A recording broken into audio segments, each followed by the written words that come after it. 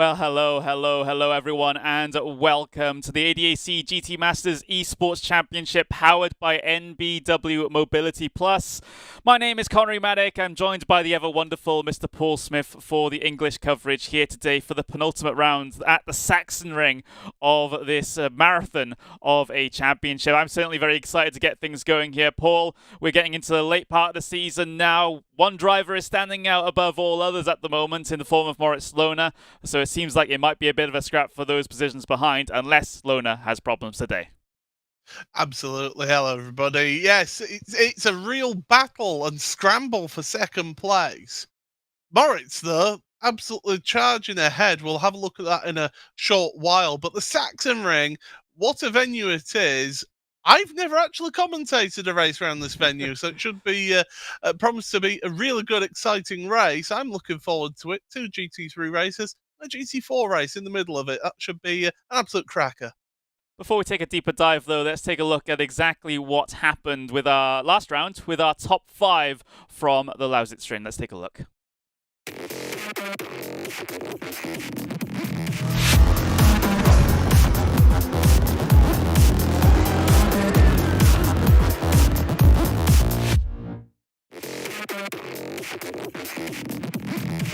P6 already making forward progress. And Moritz Lohner's making some forward process as well, because he's going around the outside of Krippner here. That's going to give him the inside for the next corner. Now Krippner will get on the power earlier, so that Porsche's got good traction out the corner. But Krippner, with that Bentley, there you go, just falls into line. Round number 5 here at the Lausitzring for 2021 is about to get itself underway. Race number 1 is green as we head our way down in towards turn number 1. Look at that start, though, from Isaac Price and the Bentley around the outside of Lohner, around the outside of Hasser as well. 2 positions in the first corner for Isaac Price, goes from 3rd to 1st.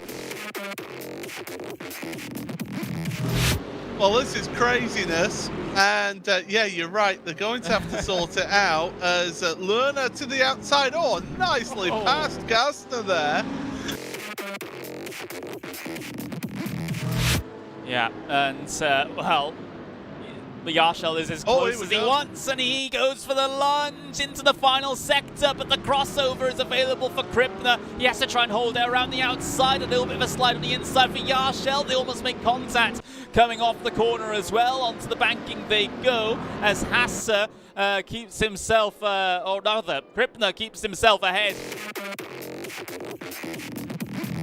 The right-hander of turn 9, but it just shows that Lohner continuing to be aggressive here, looking down the inside of turn 10, going for the overtake on Isaac Price. And let's see if Lohner's successful, your championship leader, looking to get more points. He wants to gobble them all up, and it looks like he'll be able to as he slides in front of Isaac Price. 2nd place, effectively, in the race for Moritz Lohner, and now he can go chasing Bunky.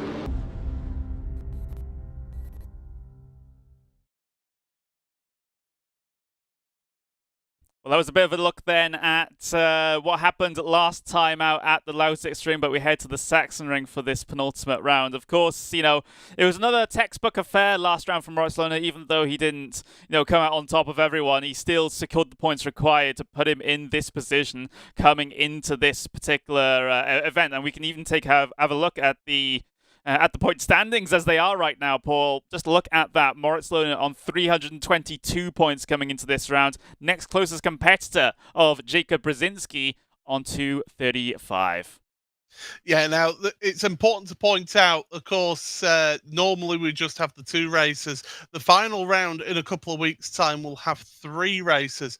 So that means for Moritz to basically wrap up everything here today, he would need a 126-point lead over his championship rivals. So I don't think he'll secure it here today, but if things do go his way, you never say never. Yeah, and that's just for him to mathematically win the championship here early, 1 round before that doubleheader coming into the very back end of the season. So we'll definitely have to keep track of it as the races go on. Of course, that doubleheader does complicate things with the points a little bit heading towards the end there. So, like you said, though, Jacob Brzezinski, Florian Hasse, Kevin Siggy, all within a shout at second place. Same with Jack Keithley as well. There, Ben Spunky could even count in this one. So it is a 5-way fight for second place here at the moment. If Moritz Lohner is able to get a good result here today and get himself pretty clear into the championship lead and then the championship win heading into that doubleheader of the final round. But we simply can't say anything for certain for the moment. Remember, we do have also these other little awards going on over the course of this season as well. The fastest lap award from Faber Exposize from last round went to the driver of Moritz Lohner, so that's another accolade that he can add to his collection. And as far as the Prairie Pole Position Award is concerned, well, Moritz Lohner is also ahead in that one as well, having gotten 2 pole positions, and well, the other 3 shared by 3 different drivers. So that's the situation in terms of those little awards as well. Now, the special awards brought to you by our sponsors here on the ADAC GT Masters Esports Championship. We're very thankful for their support here in this one, but just to get back on topic, I suppose, the Sachsenring, Paul. You said that you haven't commentated here before. Of course, I was here as a solo commentator for last season, commentating here where we had a huge bunch of action. But just to take me through your thoughts on the racetrack, even though you might not have experienced it firsthand, so to speak. I mean, one thing that does strike you straight away is the undulation change, and we'll see that in the track guide that comes up in just a moment or two. The sweeping nature of a lot of these corners as well. 1 or 2 overtaking opportunities. It's not the most obvious place where you would overtake, but as you say, last year had tremendous action in this championship, so definitely we should be in for an action-packed afternoon and evening here today. But it's quite a different style of track to, say, the Lausitzring that we were at last time out. It absolutely is, and well, see if we can spot even more differences as we head into our track guide, provided to us by our wonderful German commentating colleague, Patrick Simon. He'll take you through what it's like to drive around the Sachsenring.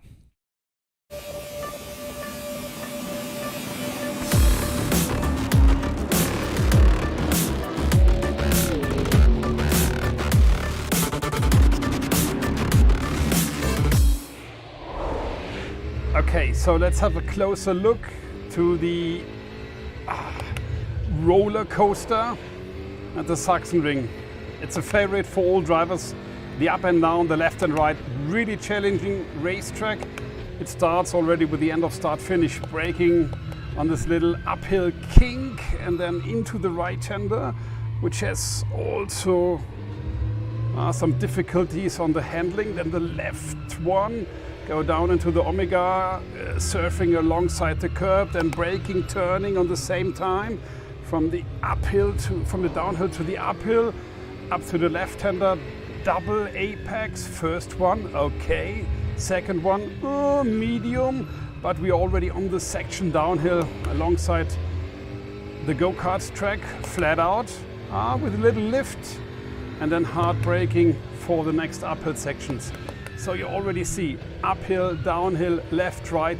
It's a real challenge, and like here, some of those very hard, difficult to see, more or less blind corners, left-hander changing direction to the right-hander downhill. And now the more or less only overtaking spot on this racetrack, the very fast downhill left-hander, 2 gears down, curb on the inside, not too early on the throttle, some gravel bed, like always in my laps. And then the last one, left hand uphill, and there we are, wrong gear, missed. And back at start finish. So this is 1 lap at the Sachsenring, really challenging, but I'm 100% sure our pros will do it a little bit faster than I do. But now you have an idea where we have to race now. Have fun.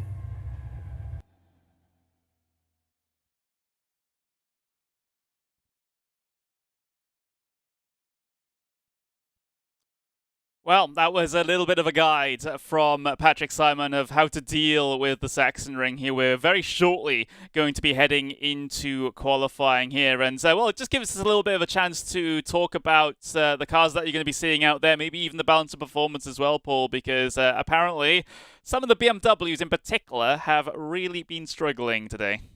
Yeah, it does seem to be from the practice that we were looking at before we went on air. The BMWs seem to be just struggling that little bit, which is surprising, really, because when you look at the balance of performance for this particular event, the BMW and the Porsche do not have any balance of performance adjustment. It's all the Bentley that seems to be really strong around here. It seems to suit that car, so expect to see a bunch of Bentleys up near the front of the field. Like you said, that's exactly what we saw in practice, so it makes sense that that would carry on over into the qualifying as well. There is one of the Bentleys heading their way around at the moment. That is Leonard Krippener, the German, heading his way through at the very front of that big old qualifying train. And just look at all this swarming back in the pack here, Paul. This is what we usually see on the opening lap of, well, the out lap of qualifying here in the ADAC GT Masters Esports Championship. Everyone just trying to find their own space. And you can see those that are at the very back of the field having to slow all the way to a crawl just to make sure that they can get a clean, fast lap in.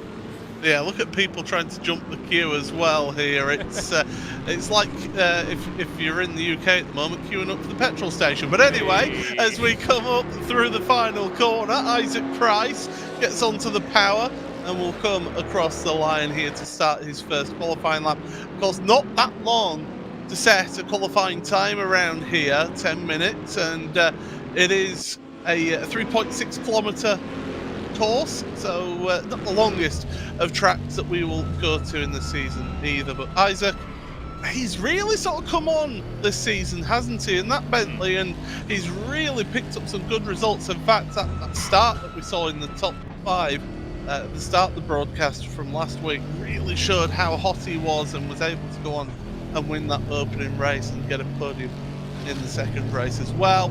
So, yeah, Isaac, I've been impressed with how he's been improving his performances throughout this championship. Struggling to keep it on the track at the moment, though. That Bentley feeling very lively as it's heading through some of these corners here. So many medium to high-speed corners here at this circuit as he now plunges down the hill here. But unfortunately, I think that lap is not going to be valid there for Isaac Price. That's why he's taken the tow back to pit lane, as with a couple of other drivers as well. So lots of drivers sort of, well, making this first lap go to waste here at the moment. It is Leonard Krippener who's fastest of everyone at the moment. Mark Gassner across the line, good enough to go P5 provisionally for the moment. But only 14 drivers out of, well, now 17 drivers out of 30 were actually able to complete their first flying lap there, Paul. I guess that's just how tricky it is to remain within the track limits here. Yeah, track limits is going to be a major thing around here. You can use and abuse, especially around that second half of the lap. Interesting to see Moritz Lerner 0.8 of a second off of pole position, provisional pole position at the moment. Herdfeld, what a lap time from him. We've not really seen him all season in that Mercedes. And he's up there in 3rd place right now in provisionally in qualifying, but I do think that those times are going to keep on decreasing here throughout this session so far. Yeah, I think so too. Högfeldt, there he is, the Swede from the Virtual Drivers by TX3 team. Plunging down the hill now, coming towards the very end of the lap here. Can't afford to get caught up in a bit of traffic. The Door Esports car does get itself out of the way before Högfeldt is able to complete his lap here. So, well, it's going to be an out lap for Högfeldt anyway. There's not being actively timed, as you can see at the very bottom of the screen there. So to start a flying lap here for the Swedish driver. Car's coming out of pit lane. Might cause a bit of a problem. But it seems like most drivers have been pretty respectful in this series with regards to letting drivers get on with their qualifying laps. So it shouldn't be a very big issue. But just having a look further down the order, we haven't had Tim Yarshell set a qualifying time just yet, although he has gone purple through the first 2 sectors, Paul. Yeah, he's been another one that we saw last time out, had a good round, was very eager to make some moves on people, and is certainly looking quick here today. Half of qualifying remaining here, so lap time goes in. Oh, a 16.8. Thank you very much. Although that actually puts him third place. It wasn't a 16.8 in the end. It must have just ticked over, and yeah, finds himself in third place on the grid right now. Jeffrey Ringfeld, fifth place in the BMW, showing that I don't really know what I'm talking about, with me saying that the BMW is going to struggle. Although saying that, the rest of the BMWs are in the second half of the field, so I would say he's the anomaly of this field. But yeah, Moritz Lerner, just as I was about to say, he's down in 20th, moved up only to 14. I seem to remember last time as well, when we had this series last year, where we had the the track really does eat up the tyres, so some of these cars might be pretty quick on the fast on a single lap, but as the race goes on, maybe they suffer a little bit more than others. But Rietveld's doing pretty well at the moment, P8 in that BMW. As far as pole position is concerned, well, it's Leonard Kruppener that set that fast lap time at the start of the session, and he has kept that fast lap time at the start of the session. No one's been able to beat him. So with about coming up to 3.5 minutes left to go in this entire session, Kruppener might get himself a pole position, and it's going to be another different pole sitter. The only repeat pole sitter that we've had this season has been Moritz Lerner, so it might be Kruppener's turn to add his name to the hat as far as the Pirelli pole position word is concerned. Look how close this field is, though, around here. I mean, Isaac Price and Nikodem Wisniewski find themselves less than half a tenth of a second away from provisional pole position, and you go all the way down to 24th to be within 1 second of your pole position time at the moment. So be a live stream without a couple of dramas, would it? We should be back relatively okay right about now. And well, Paul, we just had qualifying get itself over and done with. We are in a little bit of a warm-up session here at the moment before we get our sprint race underway. Yeah, we certainly are. Apologies, everybody, but we are back up and running. This is the joys of live broadcasting, everybody. But yes, we're back. We're in the warm-up session. Just a little short while to go here. And yeah, so qualifying completed. We're all set for this first sprint race. Of course, we've got 2 races for you today from the ADAC GT Masters Gt3 Championship. And then, of course, it is the GT4s that we'll be seeing in between the 2 races, which I'm certainly looking forward to. And the Sachsenring, as I said to Connery earlier, it is one of those tracks I've never had the joy of commentating on yet.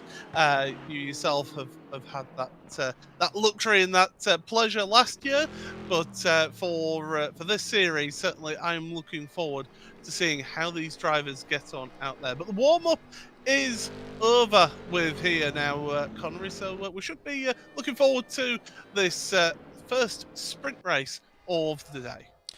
We should absolutely, as we'll get ourselves transferred over into that race session, and hopefully we'll be able to be getting going relatively soon. Of course, it's the same situation as it has been over the past couple of rounds, where we have the manual rolling start here in this series, so you'll see those lights go green, but we won't actually go racing. Drivers will form up single file initially, then double file towards the end of the lap before we get the official command from race control. So that's the situation there.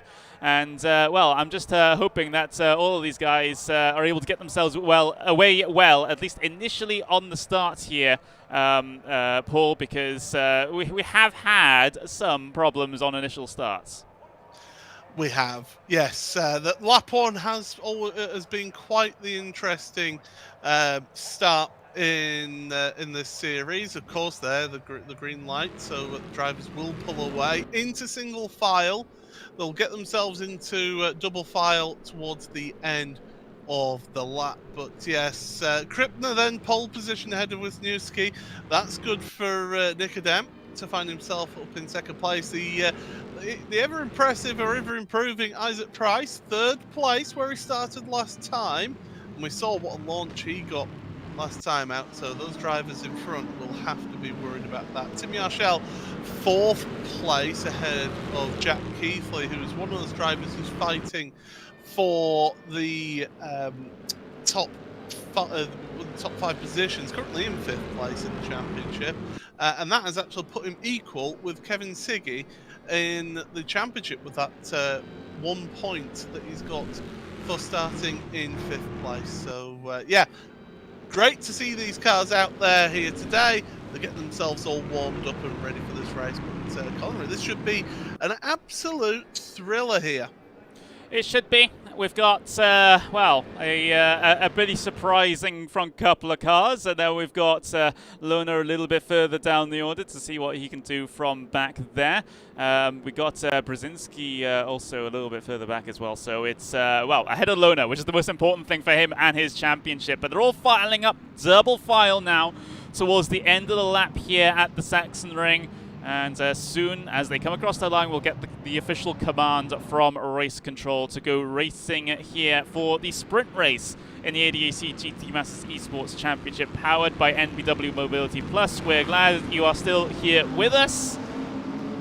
Up out of the final corner they come, up over the brow of the hill, waiting for that command.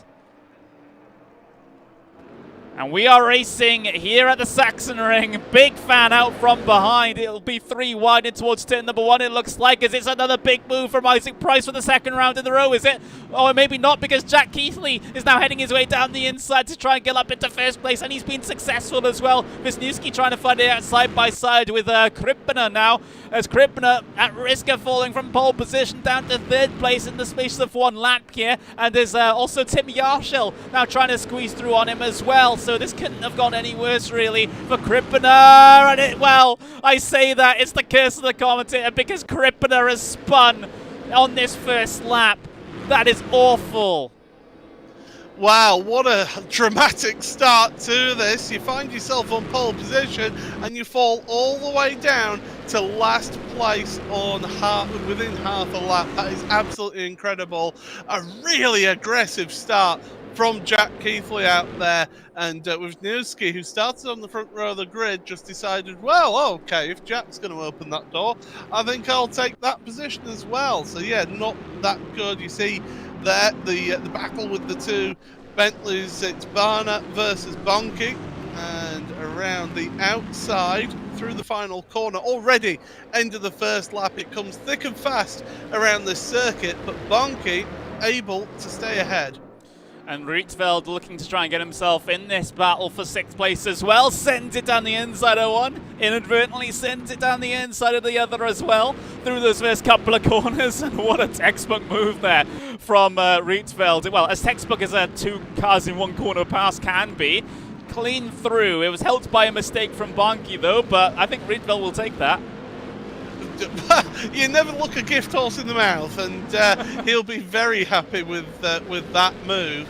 And yeah, getting himself just on the anchors, on the nose into turn number 1. We thought that was going to be one of those overtaking opportunities. We saw it last year, and we're seeing it again here. So going to be plenty of action to see. It's worth pointing out as well, further down your order, your championship leader Moritz Lerner down in 18th. Ooh. That's right, 1-8, 18th place. It's not a strong track for the Porsche, is this venue, because you see he's got Page behind him as well in the other Porsche that's in this field. So yeah, definitely not a good venue for that particular mark. No, not at all. Stuck behind the Red Bull Racing Esports driver of Nesta Garcia. Just ahead of him is Garcia. Well, he will be challenged down in towards turn number 1. There's 3 wide going on ahead as well. Look at all this mess in amongst Nagy, Fiduci, Dornaden, all involved in this one. Dornaden and Nagy banging doors as they head their way through the 1st sector. They're continuing to trade paint through the long right-hander at the bottom of the hill before you start climbing up the gradient once again. And well, Dornaden is through on that one. It seems like there's a little bit of well, some chaotic passes going on in the mid-pack here, Paul. It's pretty quiet up front, but behind that, it's just crazy. Chaotic passes, I would say very aggressive passes going on out there here. It certainly is very aggressive, and I think a few of these drivers won't be happy that are getting sort of forced out the way. But if the gap's there and it's a car's width, then well, you're all in every entitlement to really go for it down the inside, and that's exactly what we're seeing here. And we're seeing the nature of this circuit, how there's a lot of sweeping long radius curves. You've not really got any out and out 90-degree corners apart from really that last corner. Everything else is either long sweeping fast corners, or like this one here, the long sort of almost come back on yourself here, turns 1, 2 and 3.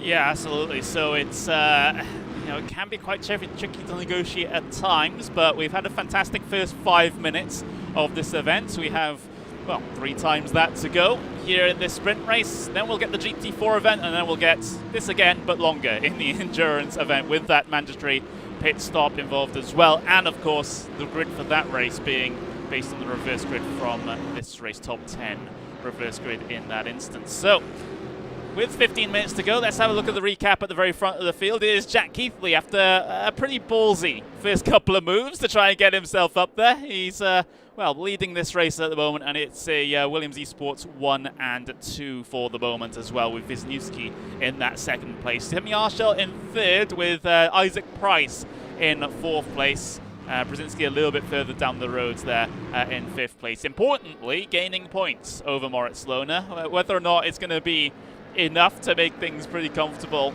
at the end of this race, and of course at the end of this event to be able to make some form of challenge in the final doubleheader round still remains to be seen, because for Lohner at the moment, even if he does have a bad result here, it's not the end of the world.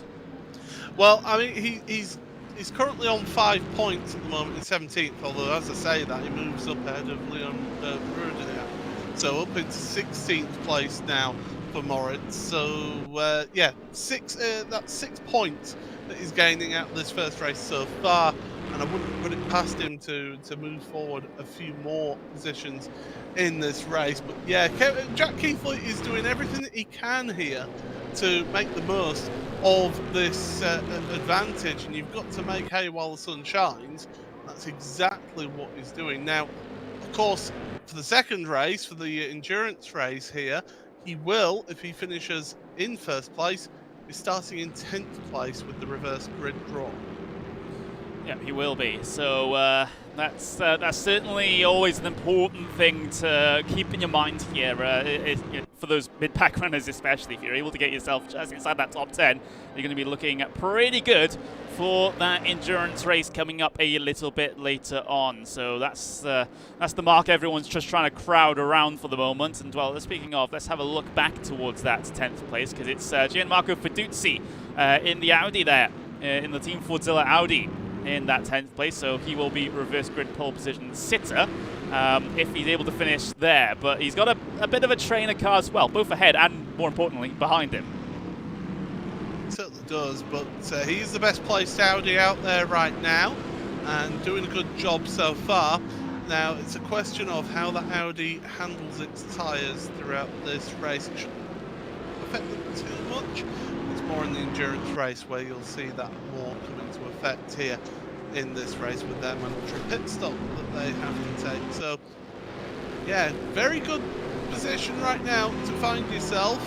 If you can get yourself sort of 5th, 6th place and you're a championship contender, then that'd be okay. And Brzezinski finds himself, the nearest challenger to Moritz Lohner, finds himself in 5th place, and that is really good for that to get the best sort of balance of points, really, isn't it? Because we've seen time and again how someone like Lohner will find himself in that 5th, 6th position, pick up a good bank of points, reverse grid, and just get some more really good points for the championship. Yeah, it's all about that consistency over the course of the season. That's so important, and well, it's exactly what Lohner did last season to win a championship, despite not winning any single event. But it's been a bit of a change for him so far this season, in the fact that well, Lerner in particular, has won a whole bunch of races while being consistent, which is pretty good going, if you ask me. But for the other drivers, like you're talking about, you know, it's still something to keep in your minds in a season such as this, where you have such a high caliber of competition around you. You make that one error, all of a sudden you have 5, 6 other drivers that are on the same piece of real estate as you on track, looking to pick up those easy points. You just can't put a foot wrong at all. You certainly can't. And yeah, you mentioned about the level of competition in this championship. We were saying about how in qualifying you had a really close, within 1 second first, all the way down the field, down to into the 20s. So it is a tight, contested championship. Some of the best sim races in the world here, especially in the realm of GT racing. And the highly competitive drivers, they will have spent a lot of time in the lead up to this race, putting in practice, putting hours of practice, getting them working on the setups, getting a feel of the track, trying out the track in different in the conditions that they know that they're going to be racing in, and just perfecting that setup, get everything right, so that then you can just jump into this race and feel confident of what the car's going to do. Yeah, that preparation is so important, especially at this level, because you'd be forgiven for thinking, you know, most fast drivers, you think, oh, well, they're just going to join official sessions and things like that, and just go out there and race and not have any preparation. You just simply can't do that when it comes to this sort of level of racing. Some of these drivers will have prepared for weeks and weeks behind the wheels of these cars to prepare for today's event, and that, you know, goes for this series. It goes for so many of the other top sim racing series as well. For some of them in particular, well, you know how the saying goes, you know, it's like a full-time job. Well, for some drivers, for some professional sim races, it is their full-time job, and they can put in the time required to be this quick. Absolutely, and we're seeing how that progression of sim racers becoming more of a full-time occupation for drivers. And it's certainly working out. Kevin Siggy having to get very defensive here, the Team Redline driver on Moritz Lerner. Lerner's trying to stick a nose in there through turn 1, but Siggy's a wily customer. He knows how to defend a position out there, and that's exactly what he's doing in this race right now. And Lerner's just got to be that little bit patient. And he won't be panicking here. Yes, he'll be ruining the fact that he is down in 16th place. He's not anywhere near getting a potential reverse grid position and getting himself better points, but he won't be, you know, thinking it's the end of the world. There's plenty of action still to come here, and he knew he had a chance of sealing it if everything went perfect for him here today. But Moritz will be thinking, okay, it's one of those days, let's just pick up some points and then go on to the final round. Yeah, that's got to be the attitude that Lerner's going to be taking to this one. You know, he knew coming in that probably wasn't going to be the fastest here today. Maybe didn't expect to be basically solidly mid-pack at the moment, but I think Lerner will take any points that are on offer at the moment. Looks like he's basically pushing Kevin Siggy down the pit straight before moving all the way to the outside for turn number 1. Another attempt for Moritz Lerner to try and squeeze by that Audi, but again, another unsuccessful one, going for a gap that just appeared just for the moment, but I think, he had the presence of mind to not commit to that one, because that's the door that was always going to be shut. Yeah, and you said it exactly there. The gap opened, but it was always going to close, was that. And don't think that Kevin will just let somebody go by, you know.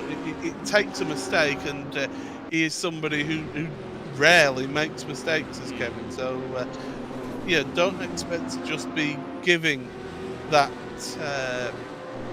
just sort of moving over and saying, no, after you.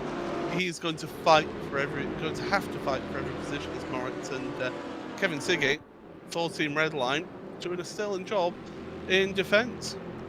Yeah. Doing amazing at the moment. There's about a little bit further down the road as well. Alexander Dornaden versus David Nagy. They're fighting over P11 for the moment. Ideally, they would want to be fighting just that one car further down the road into P10 so they can get the reverse grid for the endurance race. And, well, Nagy hoping that he isn't. Well, he's able to pass a couple of cars to try and get up into that position. Hasn't been too successful in that so far. It is quite a train here behind the reverse grid pole position. So we'll see how this one figures itself out, because it has the potential to get very sketchy very quickly, knowing what's on the line for these guys. I'd actually say that it's quite the queue of traffic from Barna back, really, because or Bent Barnky, should I say, because it's not just that 10th place that's in the queue here. It's just a number of cars, and they're all in a bit of a slipstream train right now, and that means that if you're Donaden or Nagy, you can't really take advantage of the car in front of you, because they've got the same advantage as you. Yeah, absolutely. And, well, Barna just dealing with a little bit of pressure from Christopher Högfeldt at the moment. Of course, Högfeldt losing out on the initial start a little bit, but continuing to try and plod on in that Mercedes, the highest placed Mercedes here today. The other one is Nesta Garcia down in P17, and then you have Ilhan Yujovski, unfortunately, now out of this event. But seems like Högfeldt, you pointed out in qualifying, doing pretty well, at least compared to his previous results so far this season. So we can get a good points haul here today. Oh, having a look though, go on. Siggy and Lerner actually switched positions through turn number 1, but Siggy's managed to get himself back in front, so Lerner's not giving this one up yet in all of this, but Siggy just seems to have him just dealt with throughout this race, but Lerner's got to try something different just to try and get Siggy just completely unawares, which isn't happening right now.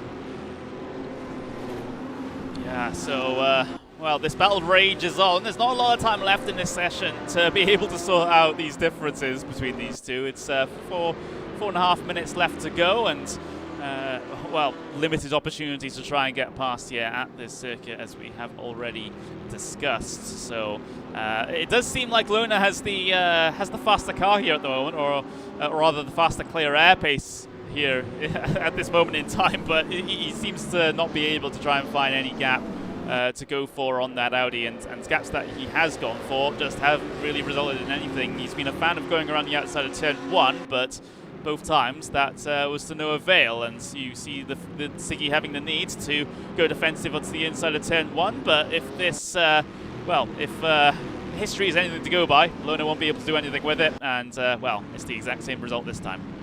Yeah, it certainly has shown that way, so definitely close battle between them now. Really close battle, actually, here for second place. Nikodem Wisniewski with Tim Yarshell and also Isaac Price as well. Now, Wisniewski has actually dropped back a little bit from Jack Keithley in all of this. Now, is that a little bit of team play coming into this to try and protect Jack at the front here? I don't think so. But Yarshell putting the pressure on Wisniewski. Yeah, he really is. And, well, Wisniewski looking at trying to defend for second place inside the final 3 minutes of this event. Certainly not outside the realms of possibilities, especially with someone as competent as Wisniewski. But then again, it's Yarshell behind him, it's Price behind him, it's Brzezinski behind him. So there's a whole bunch of very, very well, capable drivers behind the Williams Esports car at the moment, so it's potentially going to be a pretty big challenge. You see just the cars sliding their way through turn number 1. These tyres don't deal too well with this racetrack, shall we say, and it has been a problem. It was a problem last season with the tyre life towards the end of these stints. Maybe it's the same again here in this one. We'll have to see what the drivers report here after race 1, but for Wisniewski at the moment, the gap standing at around about what is a tenth to half a tenth of a second at the moment. Not the most comfortable of gaps, but it's something that he can work with, and Yarshell hasn't been too threatening just yet. Yeah, he's been sort of in that position really, hasn't he, Yarshell, and just not really putting the pressure on at the moment. Worth pointing out that Nagy has actually made it up into 11th place. Getting past Dornaden, so change of position just outside your top 10. But this battle for third is where the intensity is at. In fact, Isaac Price now coming under pressure from Brzezinski and Rietveld behind. So just these guys just battling it out here on track has just meant that it's closed up that queue of cars to 6th place.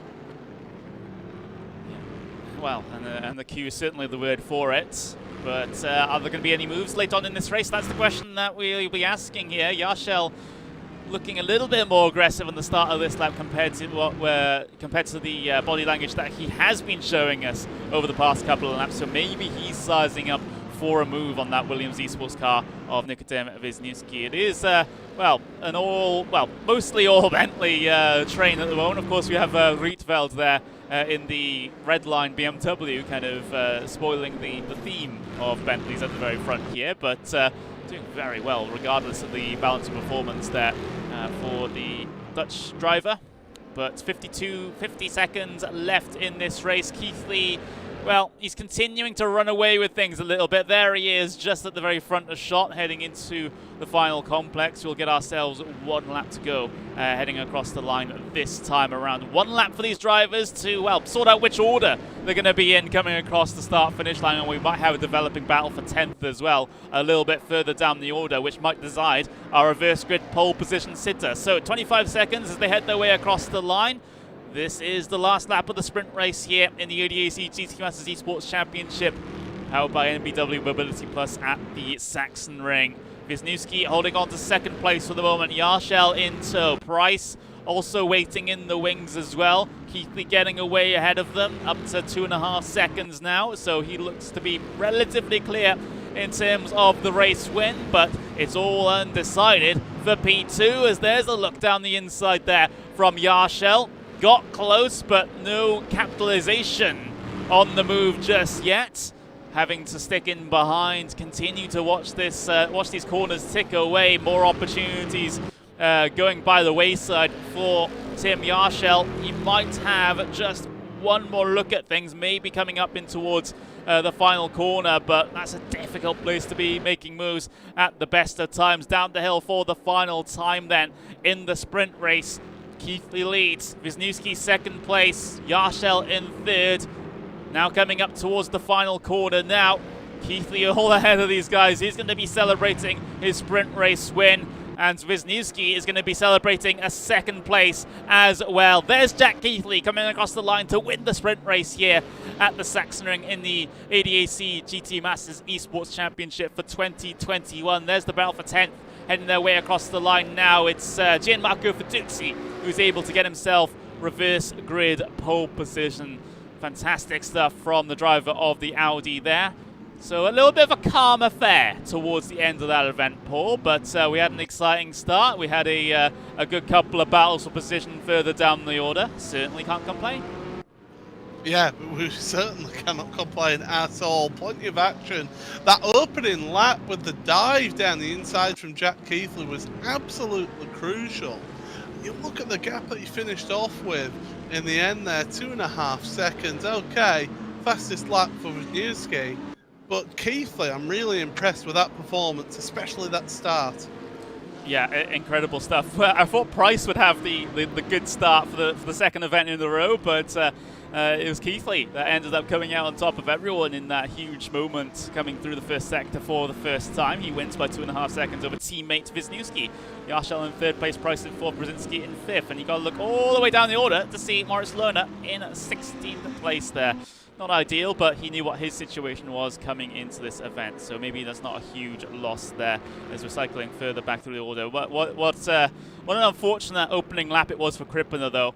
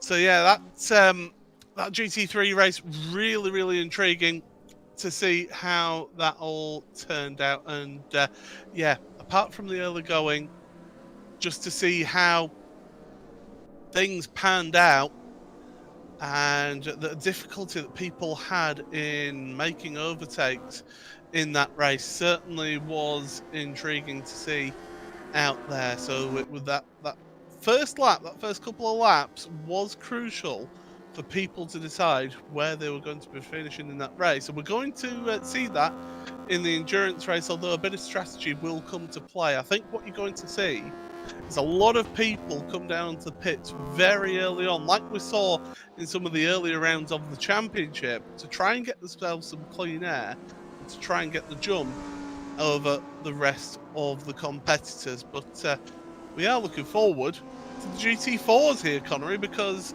well, they've been entertaining all the way through this season, and we've got yet another round of this championship.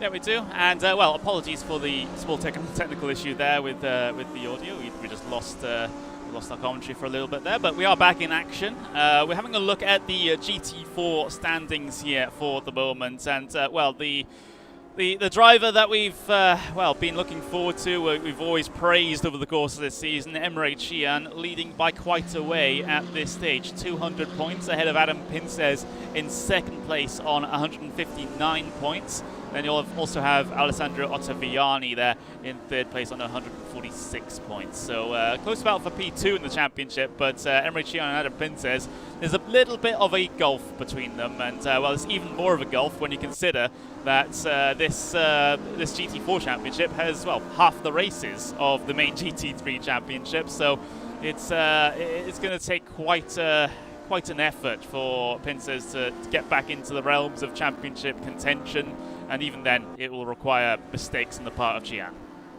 And he's been absolutely imperious at the front of the field as Gian, and really he's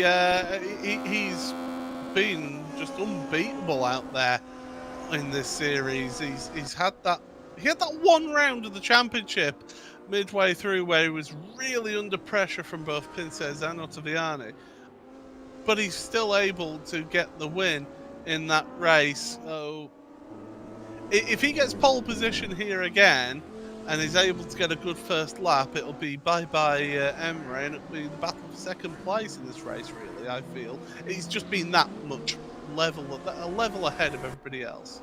Yeah, he really has been. And, well, let's see if that theme continues here in the GT4 race at the Sachsenring.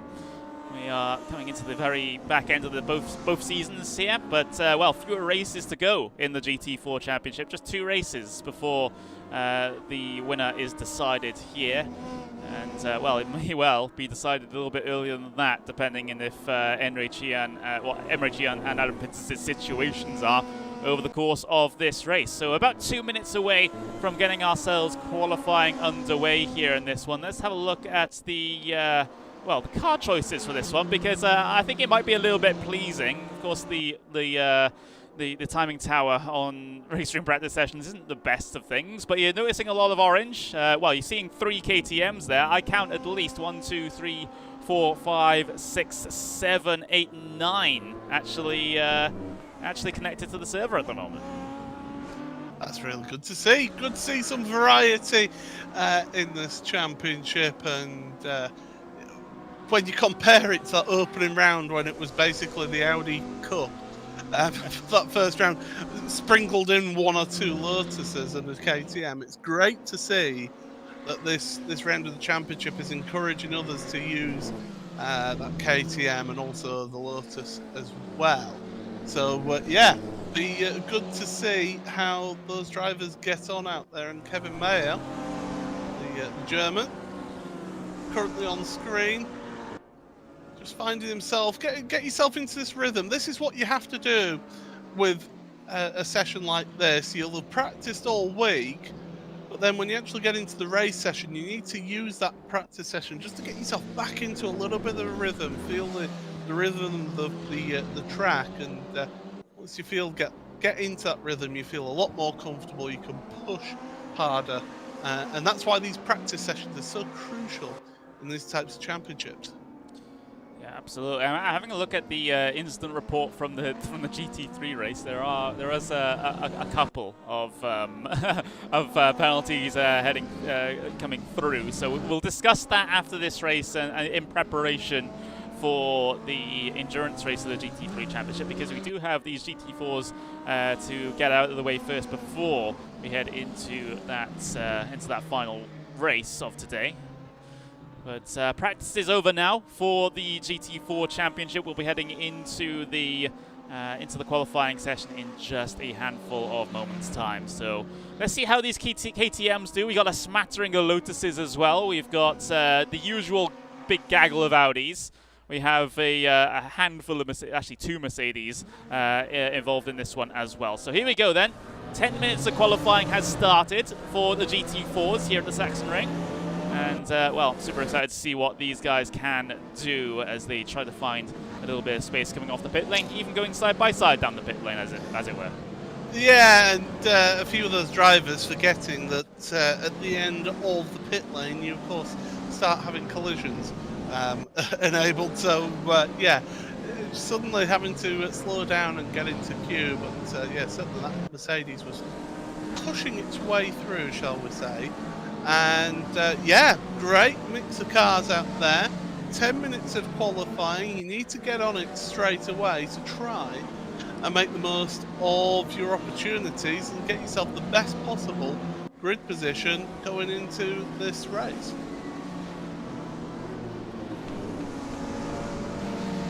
So those big snake of cars here in the GT4s, just like we see in the GT3s in the initial part of qualifying. Where is Emre Can? There he is, leading them out there for the moment in the Team Fordzilla Audi. It's always humorous for me when you have these car manufacturer esports teams that have to drive what isn't their car manufacturer's car. It's always pretty humorous. But for Emre Can, heading his way across the line now in the Audi. And, well, to start a flying lap here at the Sachsenring. Of course, just that little bit slower than the GT3s around here, but it doesn't mean these GT4s are less fun, shall we say. No, absolutely not. Yeah, they've got less aerodynamic downforce from these cars, different tyres, a little bit different horsepower as well from these vehicles, so you will get the slower lap times there. Of course, you've not got the complex rear diffuser that you have on the GT3 cars compared to these GT4 cars. So you get a little bit slower lap times with the cornering. We'll see how they get on. But Chian, as we've been saying, has been the absolute, just the benchmark for this series here. Has been a set above everybody else, and Team Fordzilla must be absolutely delighted with his performances so far this season.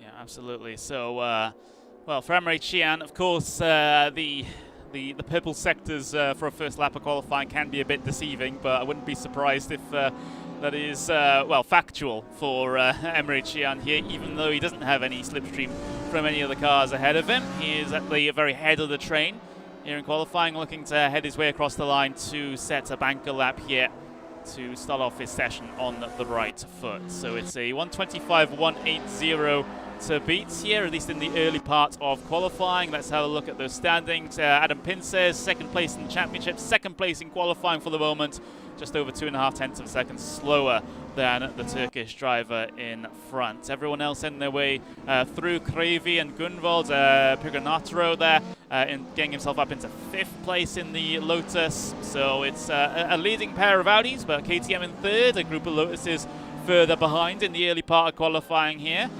Bounce performance looking pretty good. Well, at least if you're Lotus here at the moment, as there seems to be a grouping of Lotuses from 4th on back.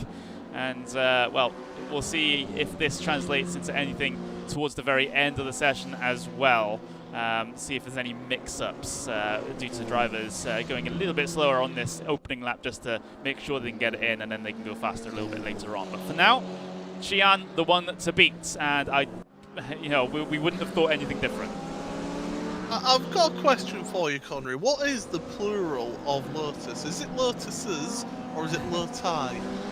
I think I don't know if we've asked this question before. I think I get the feeling we might have asked this question before, but I don't know. Maybe the chat can help us out on that one. I'm going to do the streamer thing, Paul. I'm going to ask the chat to help us. Let's throw this on the chat. What's the plural of lotus? Is it lotuses or loti?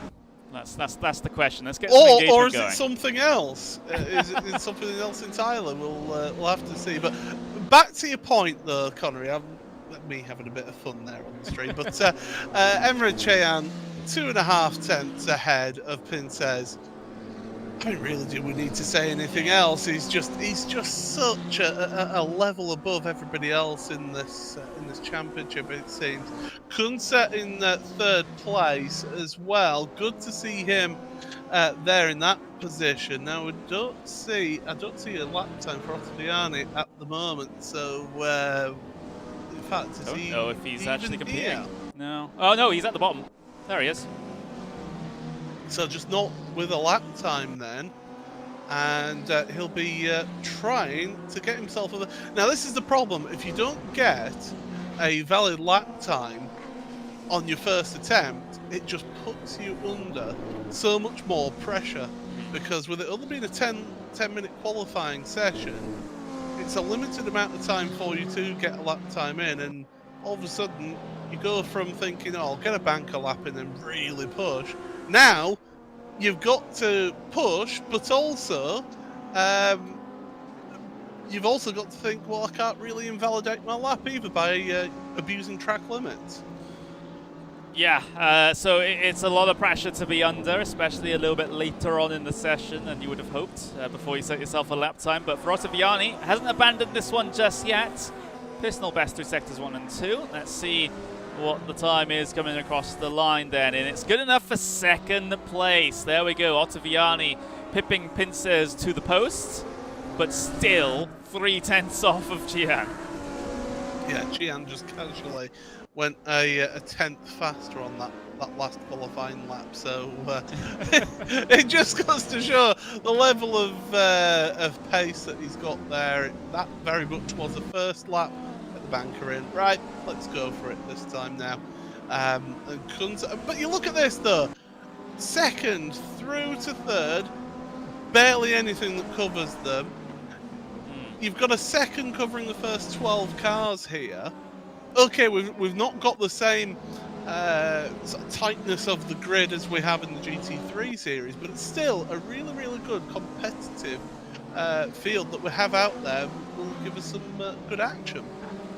It is. So even though the action might not be for first place, it'll be for everything behind it. So yeah, that's pretty optimistic heading into the race here today. Commander Erector says in the chat, I would say it's Lotuses because it's a brand name. The flower might be different though. So that makes sense. Is a very good argument. That is a very good argument for it. Absolutely, yeah. I would say that would be the most likely. I mean, it is almost a piece of accidental partridge to be asking that. But yeah, it is a good sort of question to ask. It's the same with Lexus. Is it Lexus or Lexus or Lexus? You know, it's that same thing as well. Yeah. So are there any other car brands you want to try? Not off the top of my head. I'm just trying to think. No, I don't think there's any other that work, or there's any question around the plural. But yeah, there we go. But 1.5 minutes left to go in qualifying, by the way, everyone. Before we get caught up into topics wholly unrelated to what's going on. But for Emre Cheyan, I think he can probably pull on towards the pit lane, get a sandwich, and just wait out the rest of the session at the moment, because I don't think there's going to be any chance in the universe that anyone's going to be able to get anywhere close to his time for the moment here. At least that's the trend that we've seen, not only in this race, but in all qualifying sessions that have gone by. So there we go. That's 95% chance of Cheyan getting himself the pole position here today once again. And I will say, Runa, great to see him get a lap time into 5th place. Krevi as well into 6th place. So the lap times are still improving all the way through to the end of qualifying right here. Here's Emre Can. He's not improving this lap. And yeah, 2/10 off of his fastest lap. And that is his qualifying done. Of course, when the clock strikes 0, that is it. That is all of your qualifying. There's no overtime like in some series. Yep, so you're a little bit more time limited. Sebastian Rees across the line, he's not going to be able to improve either. So that's your qualifying done for the GT4 event here today, the support race to the main GT3 championship in the ADAC GT Masters Esports Championship. It's Emre Can once again on pole position for Team Fordzilla, 0.3 of a second, well, a little bit more than that, over Alessandro Ottaviani. Adam Pitterstead starting in 3rd, with Kunster in 4th, with Christopher Rona in 5th, Creevy 6th, Reach in 7th, Stoffmeal in 8th, Pegantro in P9, and Mihai Neg in P10. You can see the rest of the names cycle their way through. All the way down to P31. So 31 starters here today, and I have to laugh at the team name of the one down the bottom, but we'll draw less attention to that and get ourselves into the pre-race warm-up here. So a bit of a more relaxed qualifying session here today in this one, with Gian doing his dominant thing and everyone else falling in line behind. But everyone fell in line pretty close behind each other shall we say. So it could be a pretty frantic mid-pack here today, just like what we saw in the GT3s. Nothing wrong with unicorns. Yeah, it's going to be quite fast and frenetic once again. I was going to say a little bit more of a field spread with this series, and therefore just not. We're going to see little packs of cars develop out there on track, and it's not going to be as tight and condensed as we saw in the GT3 field. So yeah, it's definitely going to be intriguing to see how we all sort of pan out with this. But yeah, I can't look past Chian once again. He's just that good in this car, and he's determined to get that first place in the championship, which entitles him to an entry into next year's ADAC GT Masters Esports Series. It's definitely the tougher way to do it, though, isn't it? Oh yeah. Because we had the shootouts a little bit earlier on in the year, and those were super competitive. But at least there were way more slots through those races to be able to book yourself an entry into the series. This is probably the harder way of doing it, but well, Gian he so far has been able to do it, and he's got himself in a good position where he might be able to compete into next season. Of course, we can say nothing for sure at the moment, but I'm probably 99.9% sure he's going to be the championship winner at this point. I'd be confident to put some money on him winning the championship at this rate, that's for sure. He's just been that good, hasn't he? He really has, and it just shows that when you've got that talent and when you've got the ability and also the team behind you in Team Fordzilla, it just gives you so much confidence as a driver to be able to fight and to push on in all of this. So yeah, it's going to be interesting to see nonetheless. But yeah, this we've got 4.5 minutes of warm-up. Drivers getting themselves prepared. They've got the race set up on here, and just getting a final feel of how that is in these track conditions once again. Yep, they will. So it's, we're still 4 minutes away from getting ourselves the gridding procedure underway for the standing start that we have in this series. So a little bit more time just to chat and get things going here. As Damien Green says, I'm pretty sure it's Lotus's, but I'm not Shakespeare. Well, none of us are really Shakespeare. Dropping dictionary definitions in the chat. That's what you'd love to see. Is Lotus noun, Loti noun, plural, Lotuses, and often Lotus. Google says both. There we go.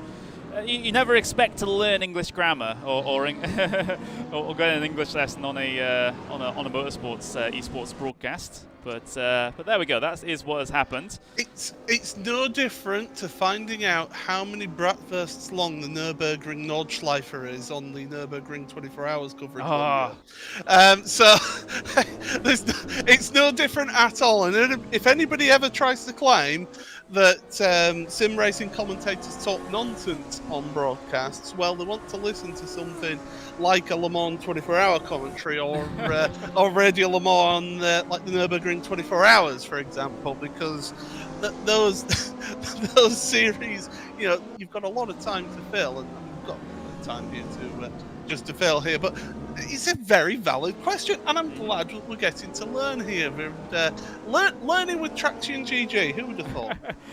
Absolutely. I remember we did a Le Mans 24-hour on a other sim, and there's other sims. There's other sims apparently, but we figured out because apparently the French Pastry Confederation or whatever it's called, they have a standard length for a croissant. So we worked out how many croissants it would take to go around the Circuit de la Sarthe in the middle of a Le Mans endurance race.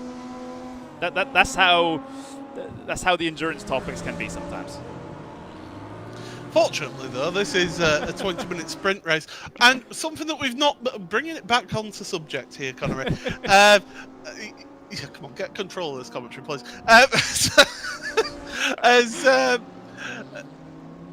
This race is completely different in one way compared to the GT3s. We have a standing start in this, so it's going to be a completely different dynamic heading down in towards turn 1. Cold tyres, cold brakes, and, well, they're all going to be charging for that first place. So that's where Emre Can has to be just a little bit careful going in towards turn number 1. Yeah, that's definitely a very big change, but yeah, we'll see how it goes, because we've rolling starts are more of well, they're a lot less random than standing starts are, aren't they? There's more things to get right in the standing start compared to a rolling one. Of course, it is still based on the reaction times, but you've got the fact that you got to be careful on the throttle.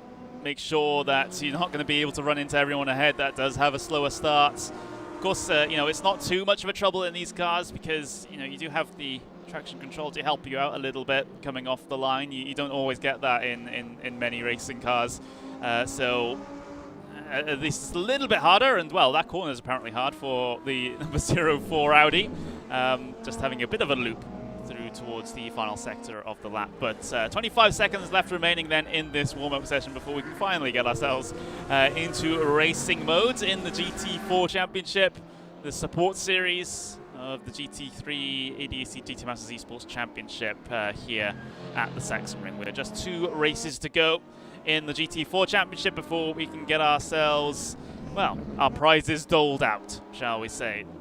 Emre Can looking in the best seat in the house for the moment for the biggest payout, but everyone else further behind trying to scrap for those more minor prizes.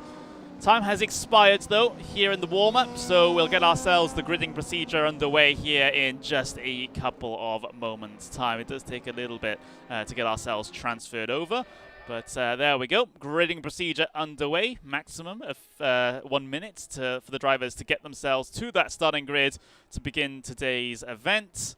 And, well, Emre Can, all that he needs to do is to try and just run away at the very front of the field, as he has done so in so many races so far this season. It might end up only being a scrap from second place and back. But if Can gets an awful start here, well, things get a lot more interesting very, very quickly. Let me tell you that. So drivers, well, the vast majority of them have now gotten themselves to that starting grid, so it'll be a very short amount of time before we get ourselves racing here today. So there we go.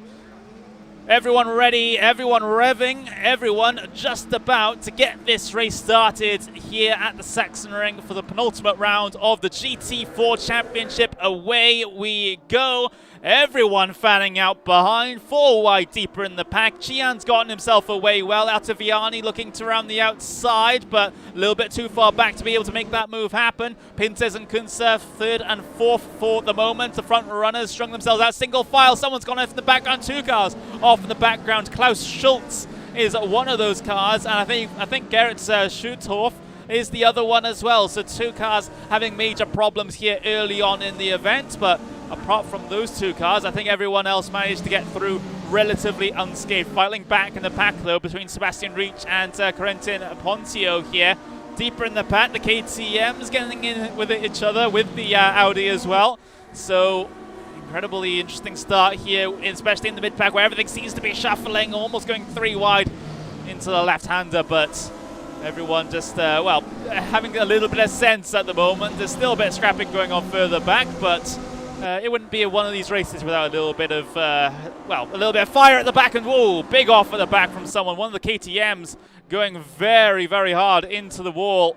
And I think it was Pablo Di Stefanis. Yes, it was. Pablo Di Stefanis having a major, major instant there in the middle of the lap. But we're just rounding the final corner now for the front runners to come across the line to complete lap number 1. Well, that was all a bit chaotic, wasn't it? That's a great start. Did you see, though, the gap that the front 2 rows of the grid got over the rest of the field? It was off the line. It was incredible. Just the launch that those front 4 were able to get compared to everyone else. So definitely really, really good start from those 4. But then everything settled down for those front 4, and then just everybody else behind just decided, they must have watched that GT3 race and decided, you know what, we need to get the Exposize on lap number 1 because it's incredibly difficult to overtake around here. Well, it all went a bit crazy. We've got a number of cars off. That Mercedes was looking very second-hand, I must say, in the exit of turn number 1. So, yeah, intriguing start to this race, but Cian already is pulling out a gap at the front. He absolutely is. The mid-pack as close as ever, though, as here's Jan Stanger in the Impact Racing Team Mercedes, locking onto the back of Alexander Grunwald in the Lotus here for the moment, but it's going to be hard to see if any of these drivers can try and get themselves through this train. It's very tough to pass here at the best of times, but we'll have to see and track each driver's progress as it comes. But having a look towards more towards the very front of this train. Oh, someone's off. One of the KTMs, Mike Stoffmeal. And there's no worse feeling in the world of motorsport and sim racing than to be facing the wrong way with a huge pack of cars bearing down on you. All you can hope is that you stay out of everybody's way and that everybody sees that you are there, stationary on track. It is an awful feeling, especially towards the start of a race when the field is more bunched together and you're just hoping, waiting for a gap in the field. And that's the thing, you have to wait until towards the very rear of the field to be able to get yourself a gap, to be able to get yourself spun round and back out there as possible. And Thomas Beinert, 20 seconds, started last, so that's it's showing here. Just steady away.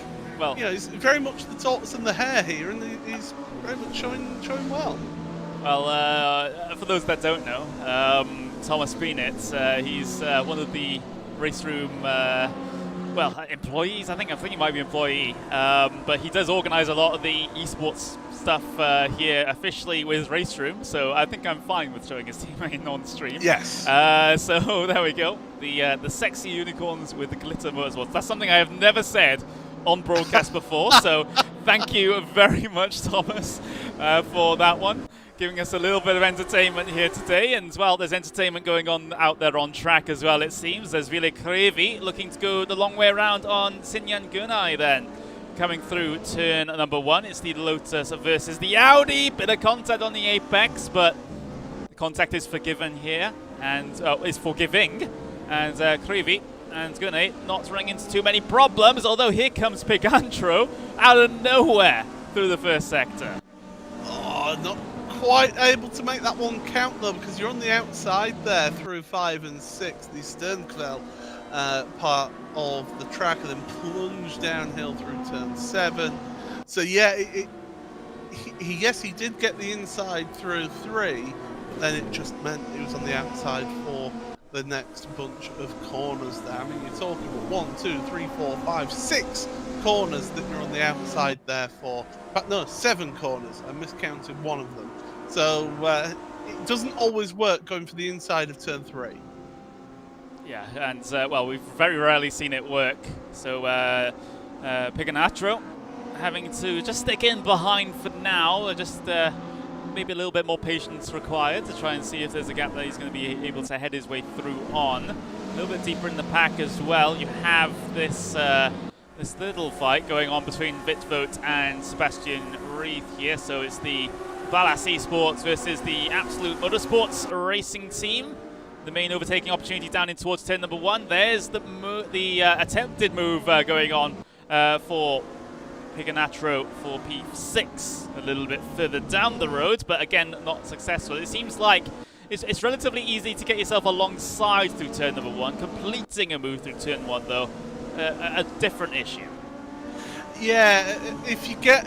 I mean, we saw it in that GT3 race. If you get around the you're just leaving yourself to be hung out there and not getting the run. Yes, it gives you the inside for 2, but with it being such a long radius corner that's relatively slow, it is difficult to complete that move. But still, this is great action to see here. Krevi under pressure, almost a little bit of door banging. In fact, there is door banging between the two of them. Well, they say as they are, but Krevi under intense pressure, whilst also trying to attack Gunnar in front. Yeah, so eyes both on the front of your head and on the back of your head with regards to a couple of these drivers in this train, actually. That's how close together they are. There's the move down the inside for Piganatro again over Krevi. He's trying to aggressively steal this position away, and he might get a good result this time around. Of course, heading now down the pit straight. Piganatro is ahead. He'll have to complete the move on the brakes into turn 1, though. Krevi able to maintain the inside here. He comes behind Neg, looking to go the long way around as well. Piganatro is through, up into 6th place. Krevi slotting in behind. And, well, it was important for Krevi not to lose more than 1 position there. Yeah, but you see what it took for Piganatro to be able to complete that move. He started that on the exit of turn 12 through Saxon Curve, and then into Queckenberg Curve, the final corner. Made that dive to the inside, then up the straight, kept it to the outside for turn 1, but because he had such an overlap to start with, he was able to hold on to that. See that drift there? Beautiful from Krevi. It's not the fastest way of cornering this car, but certainly doing a good job. And yeah, quite obviously, we have got a number of fans for the man in 7th place, which is, of course, John Monroe, one of the traction guys taking part in this race, and yeah, making himself known in the mid-pack. Well, there he is, as he's currently trying to do an overtake over Daniel Birker at the moment, down the inside at the left, the final corner. Let's see if that's compromised John's run through across the pit straight, though. No, he's staying relatively close here, down in towards turn number 1. So Monroe looking to the inside through turn number 1. It is the preferred place to be here, but not quite alongside Birker in that instance. So Birker felt comfortable in taking the normal racing line instead of having to try and defend that inside. But a decent attempt there from John Monroe to try and get himself up into the 16th spot.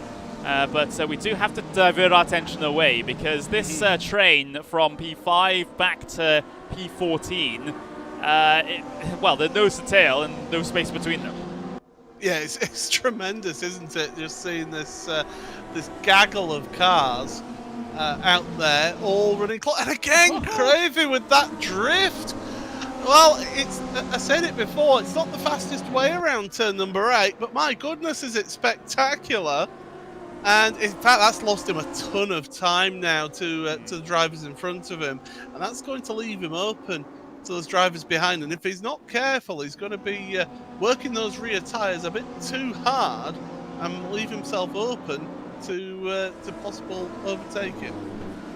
Yeah, and it's just stacking up this entire train behind. Just look how closely they all follow each other through the final corner. This might potentially get messy at some point between all of these involved. Hopefully it doesn't, and we can get some good action going. There's moves to the inside. Vitvote looking to try and get past Ponzio down in towards turn number 1. Ponzio's late on the brakes. They have to be careful not to collect Neg in front of them. That's how late on the brakes they were going. They're able to avoid incident, though, as Ponzio continuing to try and fight, but Vitvote is through. And, well, a change of position successfully secured. Sebastian Riet looking to try and capitalize on this one, though. Through the long right-hander, he'll try to go door-to-door with Ponzio. Not going to be successful, though. But you just saw how on the limit both Vitvote and Ponzio were. Because if they broke any later, they would collect the back end of Neg there. Yeah, absolutely. And you've seen the level of competition that you're having to work to as well, to be able to fight near the top 10 and be in that top 10 as well. Reed doing a certainly trying to take advantage of the situation that was happening in front of him in that KTM. There you see him in that yellow and black, or black and yellow, black and yellow, black and yellow. Hey. As we go down the inside behind him, actually, that's Grunwald trying to make a move into Saxon Curve. Not quite working out. Not quite. Another look to the inside, at least a show of the nose through the final corner, and now up across the start-finish straight and into that all-important braking zone at turn number 1. You can see Reese just feeling the need to go defensive here in towards the first turn. It allows Grunwald to just swing it out wide to try and get some speed through the corner, but again, that turn 1 isn't really conducive to the up and under, because the guy on the inside can just well, stick it on that inside curb and not lose too much time due to the geometry of the track coming through there. So it's very difficult to get an up and under move done through that turn 1. Hasn't stopped people from trying, but we've very rarely seen it successful. In fact, the more successful ones that we've seen have just been sticking it out around the outside. Yeah, you're absolutely spot on there. You can park the car on the apex there, and because it's so hard to carry the speed around the outside of turn 1, you can just then hold on to that position. Even if they're alongside you through turn 2, you've then got the inside for turn 3. So yeah, you've got to protect that inside line if you're the car ahead. If you're the car behind, you've got to try and sell a dummy, try and do something to get yourself to the inside of turn 1 and just outbrake them into there to be able to have any hope of making a move. By the way, Chian just casually 2.2 seconds in the lead there. Kunter is actually closed up to Pinces, I do believe. So those two could be embroiled in a battle towards the end of the race. We've still got plenty of time here over this one. But it's this pack here at the back end of the top 10 where the most action has been out here. Yep, it really has. And, well, let's see if this action continues for the final duration of this event. We're coming up to 6.5 minutes left to go. Battling a little bit further behind. I think it was Jan Stanger that might have lost the position there to Pedro Magalhaes in the KTM, the Brazilian driver. So good to see another non-European taking part here today. And, well, you can see Sebastian Riet and Hans Grunwald here, the German versus the Austrian. The KTM versus the Lotus for P11, but they're going to spread out just that little bit more. I think Grunwald might have made a mistake here, and well, allows the now the Brazilian in the KTM behind him to get all over the back and looking to try and find a way through. Forced out onto the grass, and oh no, that's ended in tears. Well done on the 360 though for Magalhaes. That's got to give you maximum points in some show driving events, but not here at the Sachsenring. Yeah, great 360 no scope right there, but it has put him under pressure. Now he's got John Munro right behind him, putting the pressure on in that Audi. But Magalhaes, the only non-European in this field here today that I can see out there. So yeah, wasn't an ideal line, that's for sure, but my goodness, was it spectacular. That was great. That was absolutely fantastic. That was. That's made my evening. That has. Even though it's Magalhães is probably quite frustrated at that. Feeling like he got forced onto the grass. That kind of caused that whole incident. It was pretty entertaining to see. So I'll give him maximum points for entertainment and execution as well. So there we go. Having a look further forwards, though, you see the continuing battle between Gunay and Krevi. They've kind of separated themselves out from the rest of the pack, though. They're trying to break away as a two-car tandem here, but we'll have to see if they find any success at doing that, because that pack behind is still very strong. I'll tell you what, you can tell that Krevi is a finished driver, because he's got that back end just dancing around through that back end, through turn 8. Every lap, and again, just the back end sliding out there. I know they learn as part of their driving test how to handle a car that is very loose and sliding around. Of course, Finnish drivers renowned for rallying as well, don't forget. But Krevi, it's not the fastest way around a track, but again, spectacular. Looking to the outside of turn 1, not working out, and in fact he's found himself way out west. Fortunately, nobody's able to pounce on his mistake there through 1. Yeah, he's got to be careful about all that sliding as well, because it's very easy to overheat the tyres, and all of a sudden their life is entirely gone. So it's not like I said, not the ideal way of going around a racetrack. But for Krevi at the moment, feeling like he's getting a little bit held up. I get the impression, stuck behind the Turkish driver, ahead of another drift through the apex there, and I think someone has to tell Krevi that this is not any form of drift or rally or rallycross event. Drifting's not quick, but somehow he's still able to lock onto the back of the Audi, though. Yeah, this isn't the Thousand Lakes rally, mate. I know it's got quite a lot of undulation changes here, but my goodness, this is spectacular to watch, and it's working for him. He's making that Lotus work for him, and he seems to favour that style. But yeah, definitely Worth always, he tries to make the move onto the inside of the last corner. Door well and truly firmly shut there.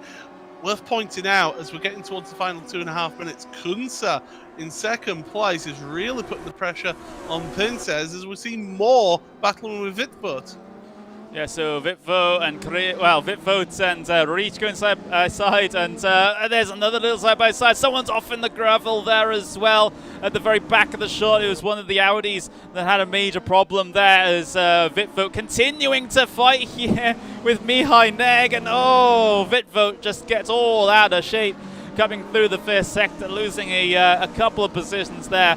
And did he manage to catch who the Audi was out in the gravel, Paul? It was Pointeur, the Frenchman, who ended up out in the gravel, out in the kitty litter, dropping down to 15th place. So he'll be a little bit disappointed by that. Will the virtual drivers by TX3 outfit, and he'll be just trying to get whatever positions he can get here at the end. But this is the battle now for the second and third step to the podium. You can see Chian's just waltzing away at the front.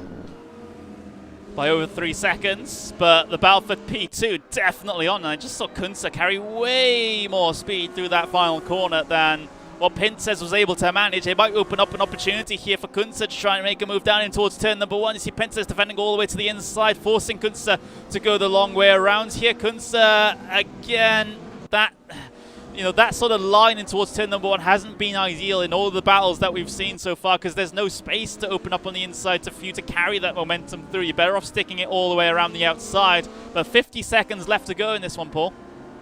Yeah, certainly the time is running out here for these drivers, and Pincez is doing all that he can to hang on to that second place. He's the man who's second place in the championship as well.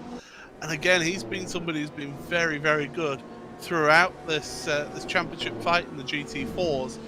But Kunsa showing he is aggressive. He wants to get those positions. 20 seconds. I don't think we're going to get any more laps out of this one. It's going to be. We're definitely not going to get any more laps because with 10 seconds remaining, that is your race leader coming through the Saxon curve. Yep, so it's going to end here and now. Emre Can, another dominant event, heading his way through the final corner now. Emre Can will come across the line to win the penultimate round of the Gt4 Championship at the Sachsenring, and might have just got himself a title as well. We'll have to do all the calculations a little bit later on, but for Emre Can, fantastic stuff at the very front of this field all day. Kunzer and Pincez, well, Pincez leads in that particular battle, coming across the line. His Voten reach, they got pretty close, but no side-by-sides across the line this time. Here's a side-by-side across the line. Mike Stoffmeal versus Sasha Zeifler, as they're absolutely nose-to-nose at the line. What's happened to Monroe? He was up in 16th place, and he's dropped all the way down. Oh, don't say he's run out of fuel. Oh, please don't say he's run out of fuel. That is absolute heartbreak. He was having such a good race there, working his way through the field. Oh, dear John. Yep, it's out. It's even rolling back down the hill as well.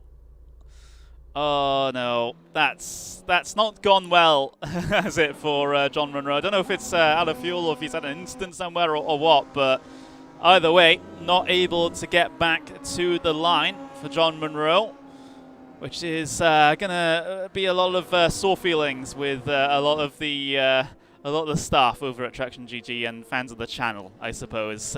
He's not able to get himself across the line to finish this race. There's Ottaviani, P4 here today in the GT4 event. So a great little recovery from qualifying for Ottaviani. But there's the unofficial results. Chian by 4 seconds over Adam Pincez here in this one. An incredible performance indeed.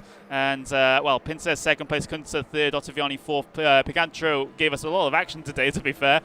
He's in fifth place. Genai in sixth place, Krevi seventh, Neg in eighth, Vitvote ninth, and Reith in 10th place there, and you can see the rest of the runners as they cycle through. Gunrold Stanger, Adam Schick, Megahales, who gave us the best 360 no-scope that I've ever seen. Pontu is 15th place, Daniel Birker in P16 as cycle things down. You see John Monroe's 27th place, unfortunately, he's classified in.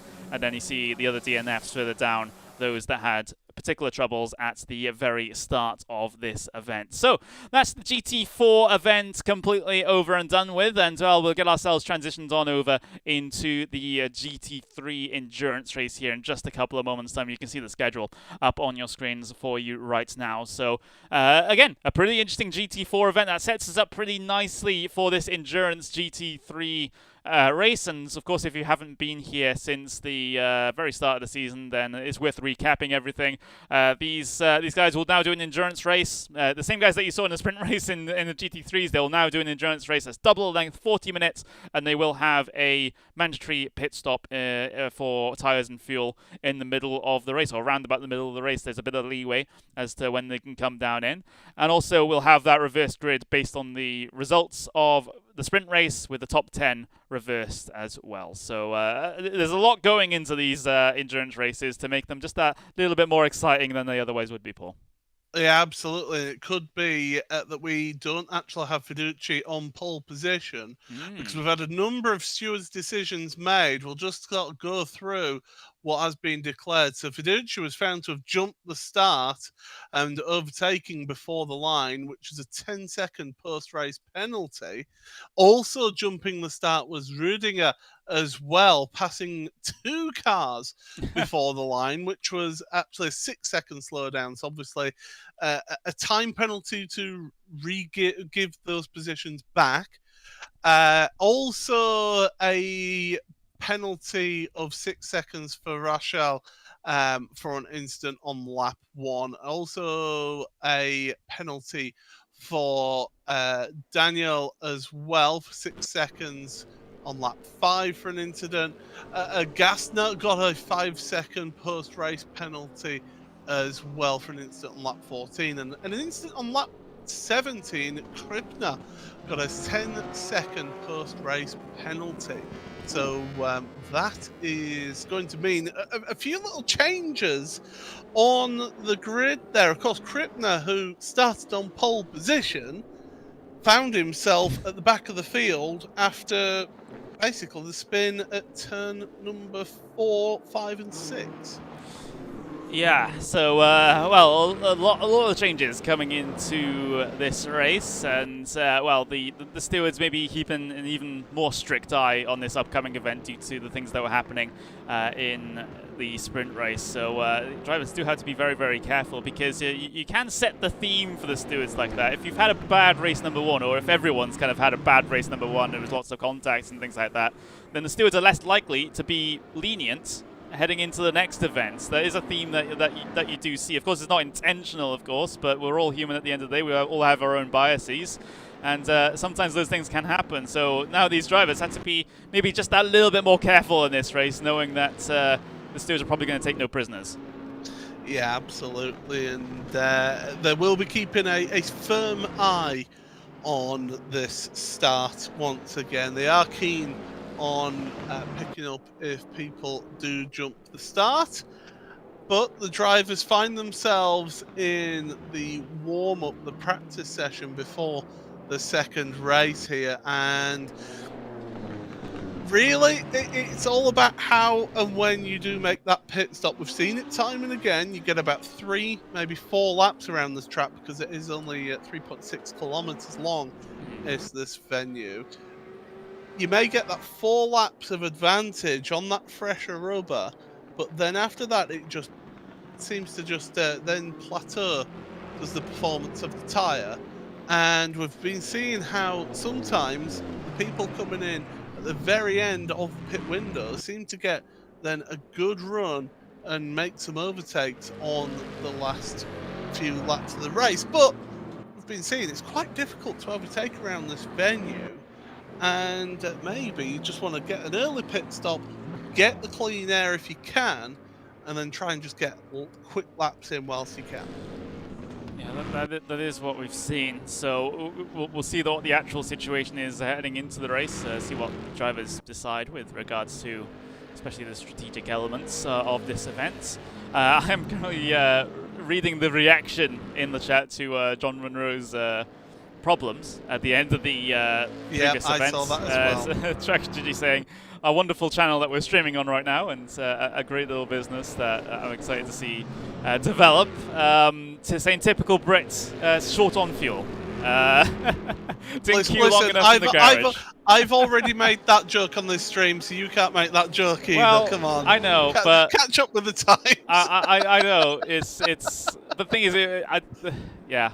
I mean, the less said about what's going on in the UK right now, the better, because it's a very big source of embarrassment. Who knew how a fuel shortage that was restricted to a few fuel stations could then affect the entire country? But there we go. We'll just have to move past that topic for now. But 3 minutes left to go here in the practice session. Everyone just getting their sights set for the endurance race here today in the ADAC GT Masters Esports Championship, powered by NBW Mobility Plus.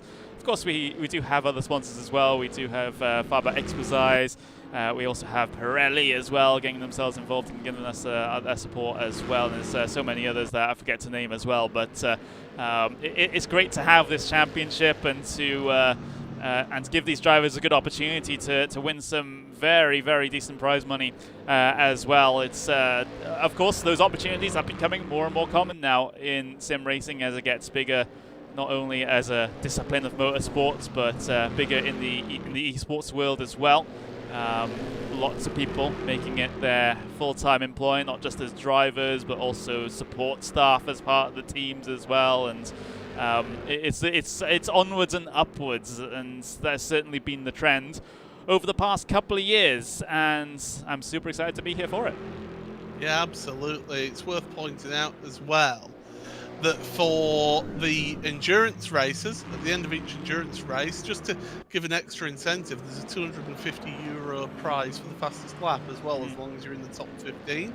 The championship winner gets €10,000. I mean, that is tremendous to see that amount of money being put out as a prize for these drivers, and that can certainly, if you need to, get you some extra high quality equipment from whichever manufacturer of sim racing equipment that you do choose to use. But even so, second place €6,000, third place €3,500, prizes going all the way down to 15th in the championship as well. So there are also other prizes. It does say in the rule book there's a secret award powered by Pirelli for the pole position award as well. So yeah, it's definitely intriguing to see. I mean, Moritz Lerner currently has one hand on that award with his 2 pole positions that he's had so far this season.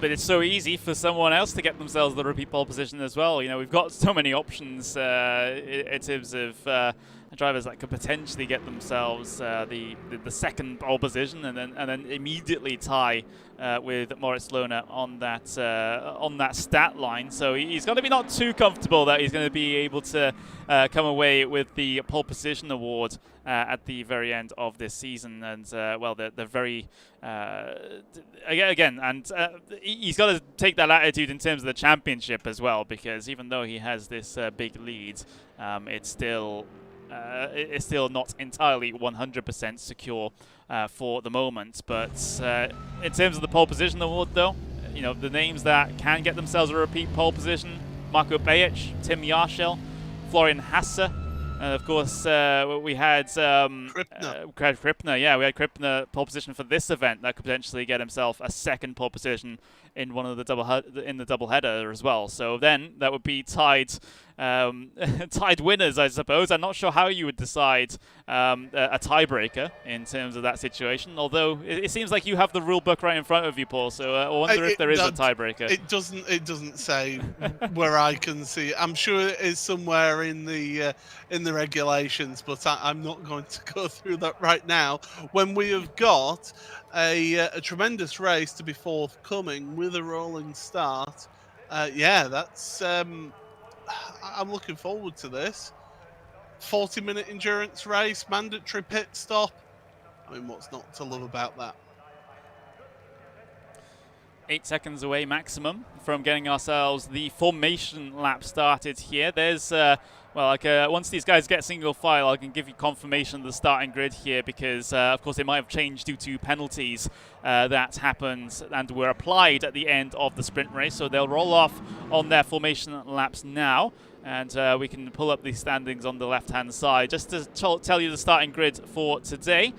For this endurance race, it's David Nagy that's on pole position with Martin Barner on the front row as well. So it's an all Hungarian P1, all Hungarian front row, all M1RA Esports front row as well. So great stuff for that team in the Bentleys. Christopher Högfeld starts in 3rd place with Banki in 4th, Rietveld in 5th, Brzezinski in 6th, Price in 7th, Tim Yarshel in 8th, Wisniewski in 9th, and Jack Keithley will start in 10th. And then those that narrowly missed out on the reverse grid situation: Dornaden, Hasse, Siggy, Lohner, Garcia down to 15th place, Garsner, Pejic, Pilsker, Ducey, Pfeiffer rounds out the top 20, and everyone else you can see at the very bottom of the tower there. So that's the starting grid here for the endurance race. A couple of changes from what we saw as the results coming across the line for the sprint race due to those post-race penalties, but shouldn't be an issue going forward here in this one. And, well, Nagy and Barner have a very good opportunity of getting some decent points out of this race. Just very quickly, Paul.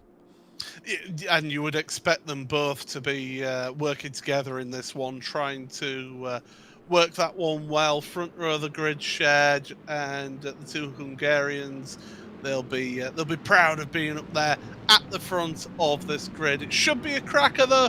Watch out for Benz Banki. We've seen that he's been quite an astute attacker and defender of positions, so keep an eye out for him. Through the final corner then, we'll get ourselves one of the final endurance races of the season here at the Sachsenring before we head to the doubleheader in just a couple of weeks' time. We get the green flag, the go signal here at the Sachsenring for the ADAC GT Masters Esports Championship 2021 Endurance Race. There's a bit of contact there just in the second and third rows of the grid. We're going to see 3 wide heading through turn number 1 here. Rietveld is in the middle of everything. In that red line BMW, Barner gets caught out. Barner into the wall. That's a nightmare for the Hungarian, as it's tragedy here on the start. We've got ourselves still fighting for major positions here inside the top 3, inside the top 5, and it's absolute chaos behind too. Yeah, it was carnage in that second half of the field going through turn 3. And also Wisniewski, another one who was up there, had an incident on the exit of turn 1. He dropped to the back of the field as well. So good luck to the race stewards having to work their way through that one, because that was 4 wide in some places through turn number 1. It was absolutely crazy. Jesus, that was... again, like you probably put it best there, Paul. The stewards are going to take quite some time to try and sort out everything that went on there, because I couldn't get the camera on anything to try and catch all of it. So it's going to take them quite a time to try and work out what has gone on. But across the line to complete lap number 1 here in the endurance race. A little bit of scrapping going on behind. Here's Lona trying to get past Mark Garsner here. Battle further back as well as Siggy trying to get one over Pilsker as well. And now Krippner might be getting himself involved in that battle too as well. So still a lot of shuffling going on in the mid-pack and back. Verdusi trying to get up underneath Krippner. Looks like he's got himself some form of success there, but does have to duck back in line because he couldn't continue on the battle, but still nose to tail through most of your field. Yeah, this is incredible, and this is where someone like Nagy and Rietveld need to try and pull away from the rest of the field. While they're all scrapping, the 2 at the front need to make a breakaway. If they want any hope of winning this race, get yourself a gap. You've got that clear air at the front, whereas everybody else is tripping over each other as we plunge downhill towards the final couple of corners. The 2 Williams Esports drivers, Jack Keithley and Jacob Brzezinski, together 6th and 7th place. Keithley moving through the field in these early stages. Yeah, continuing to put in the hard yards. And, well, for Keithley, he got the bad end of the reverse grid, didn't he? So he started in P10. He's got himself up into P7, fighting behind between Pilsker and Krippner. Krippner swinging that Bentley. Well, he's attempting to around the outside, but he's swung it a little bit too much, isn't he? The back end comes out on him, and those are all the positions on the right-hand side that he's losing here. Down into 24th he goes. Turn 1 is not a friend of Krippner. It really is not, because remember in the sprint race, he got overtaken by 2 through turn number 1, and it was around this corner where he had further issues in that sprint race. Here right now he was up there in that mid-pack trying to make moves. Round he goes again. That is not the way that he saw his day going when he qualified on pole position. Still trying to fight it out here with Wisniewski as well, who hasn't had the best of starts either. So yeah, it's not the best of times out there for Krippner or Wisniewski at the moment, and now they're having to try and fight through the field together. Let's see how far that they're able to climb through at the moment. But here's the very front of the field. Nagy and Rietveld trying to break away from the rest of them, and they're finding some success here. There's a visible gap between them and the rest of the train here. If they can continue to extend that, they're going to be sitting very pretty for the first stops here, because it just gives you so, or rather the only stops, I should say. But you know, due to the fact it gives you so many options, just to have a lap or two's worth of space to cover someone off if you do need to. And that's it. You make a brilliant point there, Connery, that it's being able to cover off those drivers and to be able to push on and use that clean air. If you're in that pack, you're thinking, right, I'm getting held up here. I'll do the early stop. I'll do the opposite to the guy in front of me. Do the early stop if I can.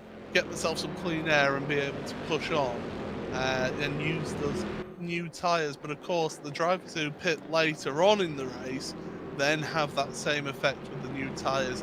for the final third of the race here, but still plenty of time to go in this one. 35 minutes just under now, and well, Timmy Arshel put the pressure on Bent Banki. I thought he would be doing a lot better, but he got caught out in all of that shenanigans in turn 1, did Banki. Yeah, he did, and well, now it's a recovery drive in progress for Bent Banki. He's not the only one out there, though. Let's just say that. We had Barner, who's now down in 27th place, still yet to catch up on the rest of the pack after spinning out from the front row of the grid. Look at this 3 wide with Pfeiffer in the middle of that one with Wisniewski and Fielder and Pajic. You know, everyone's involved in this one towards the bottom end of the field, and, well, some desperation to try and score some points. Yeah, it's all about getting yourself those points, and 21st is the last points-paying position in this championship. So they're all fighting over the small change, aren't they? You know, it's not the big nuts at the top of the standing; it's all the small change just there to make up those little bits of last 1 or 2 points towards your championship. And you never say never. Every point matters in this championship, and we've seen that quite a few times in its history. Yeah, that's definitely the important thing. You know, the points margins were razor thin at the end of last season. Nesta Garcia almost, if he was able to gain 1 more position in that final race of the season, he would have been crowned the champion. That's how close it can get sometimes. Not this season, though, at least for the championship lead. At least that's what it seems like at the moment, as we see Wisniewski heading his way down the inside of Max Pfeiffer. A bit of contact on the apex of the corner, causing that Audi to slide a little bit wide. Another little bit of contact with Krippner as he was trying to find a line through as well. So it seems like these drivers no strangers to contact in this particular event. Yeah, but they're... this is the thing now, when you're trying to make a recovery drive and it's all through having to try and work your way through a field when it is a difficult track to overtake at, that's where you really need to earn your money and to show that you can have that ability to have the pace and move forward. But of course, it is that fact that because this championship is so close throughout the field, throughout the grid, that you're not going to have a massive amount of speed difference between the few drivers, so it makes it incredibly difficult to work your way through if you make 1 mistake there. I think there was a point made at some point in that ramble. I don't know what it was, but we got there in the end. We always do. Don't worry about it. As Krippner looking down the inside of Pfeiffer now, and, well, Pfeiffer, well, doesn't have the opportunity to come back at him through turn number 1. It was a very well executed move there from Krippner, swinging that car around the outside. Let's have a look back towards your race lead, though, because it's David Nagy versus Jeffrey Rietveld, and they've continued to extend the gap to the cars behind them. And oh, what's happened to Högfeldt? Slowdown, it looks like. Yeah, that's a slowdown penalty there. And of course he was running up in 3rd place, and look at that, the drivers 6 swarming seconds past him. Yeah, and it's a very expensive car showroom you're going backwards through there when you've got a slowdown penalty. And now Kevin Siggy is trying to take advantage of this situation, but Högfeldt is back up to pace, and we've seen that Högfeldt has been really rapid around this track here as the pit window comes open here. Yep, it was a penalty from the race stewards. It wasn't an automatic one. He was blamed for pushing Rietveld into Barner, which caused Barner to have that major incident at the start of the race. So he's caught in the blame for that, and, well, 6-second penalty has now been served. But you're absolutely right, though. Pit window is open here. As first car we saw in, well, we saw Brzezinski come in, we saw Banki, Hasse, Pfeiffer, Rachel Krippner is also in as well. So I would hazard the guess it's a bit of a German pit party here, apart from Brzezinski and Barner and Banki, because everyone else is German. Well observed there. Dornaden on his way out then, and because he's the first one, oh no, Jacob Brzezinski just gets out, in front then of Dorniden, and that's going to be crucial for him because it'll give him that free space. Oh. Look at that down the inside! No prisoner taken there. Bang, bang, thank you very much. No position change though. Brzezinski desperate to hold on to that place. Yeah, that was a move and a half. That was from Dorniden, just sticking it down the inside at T1.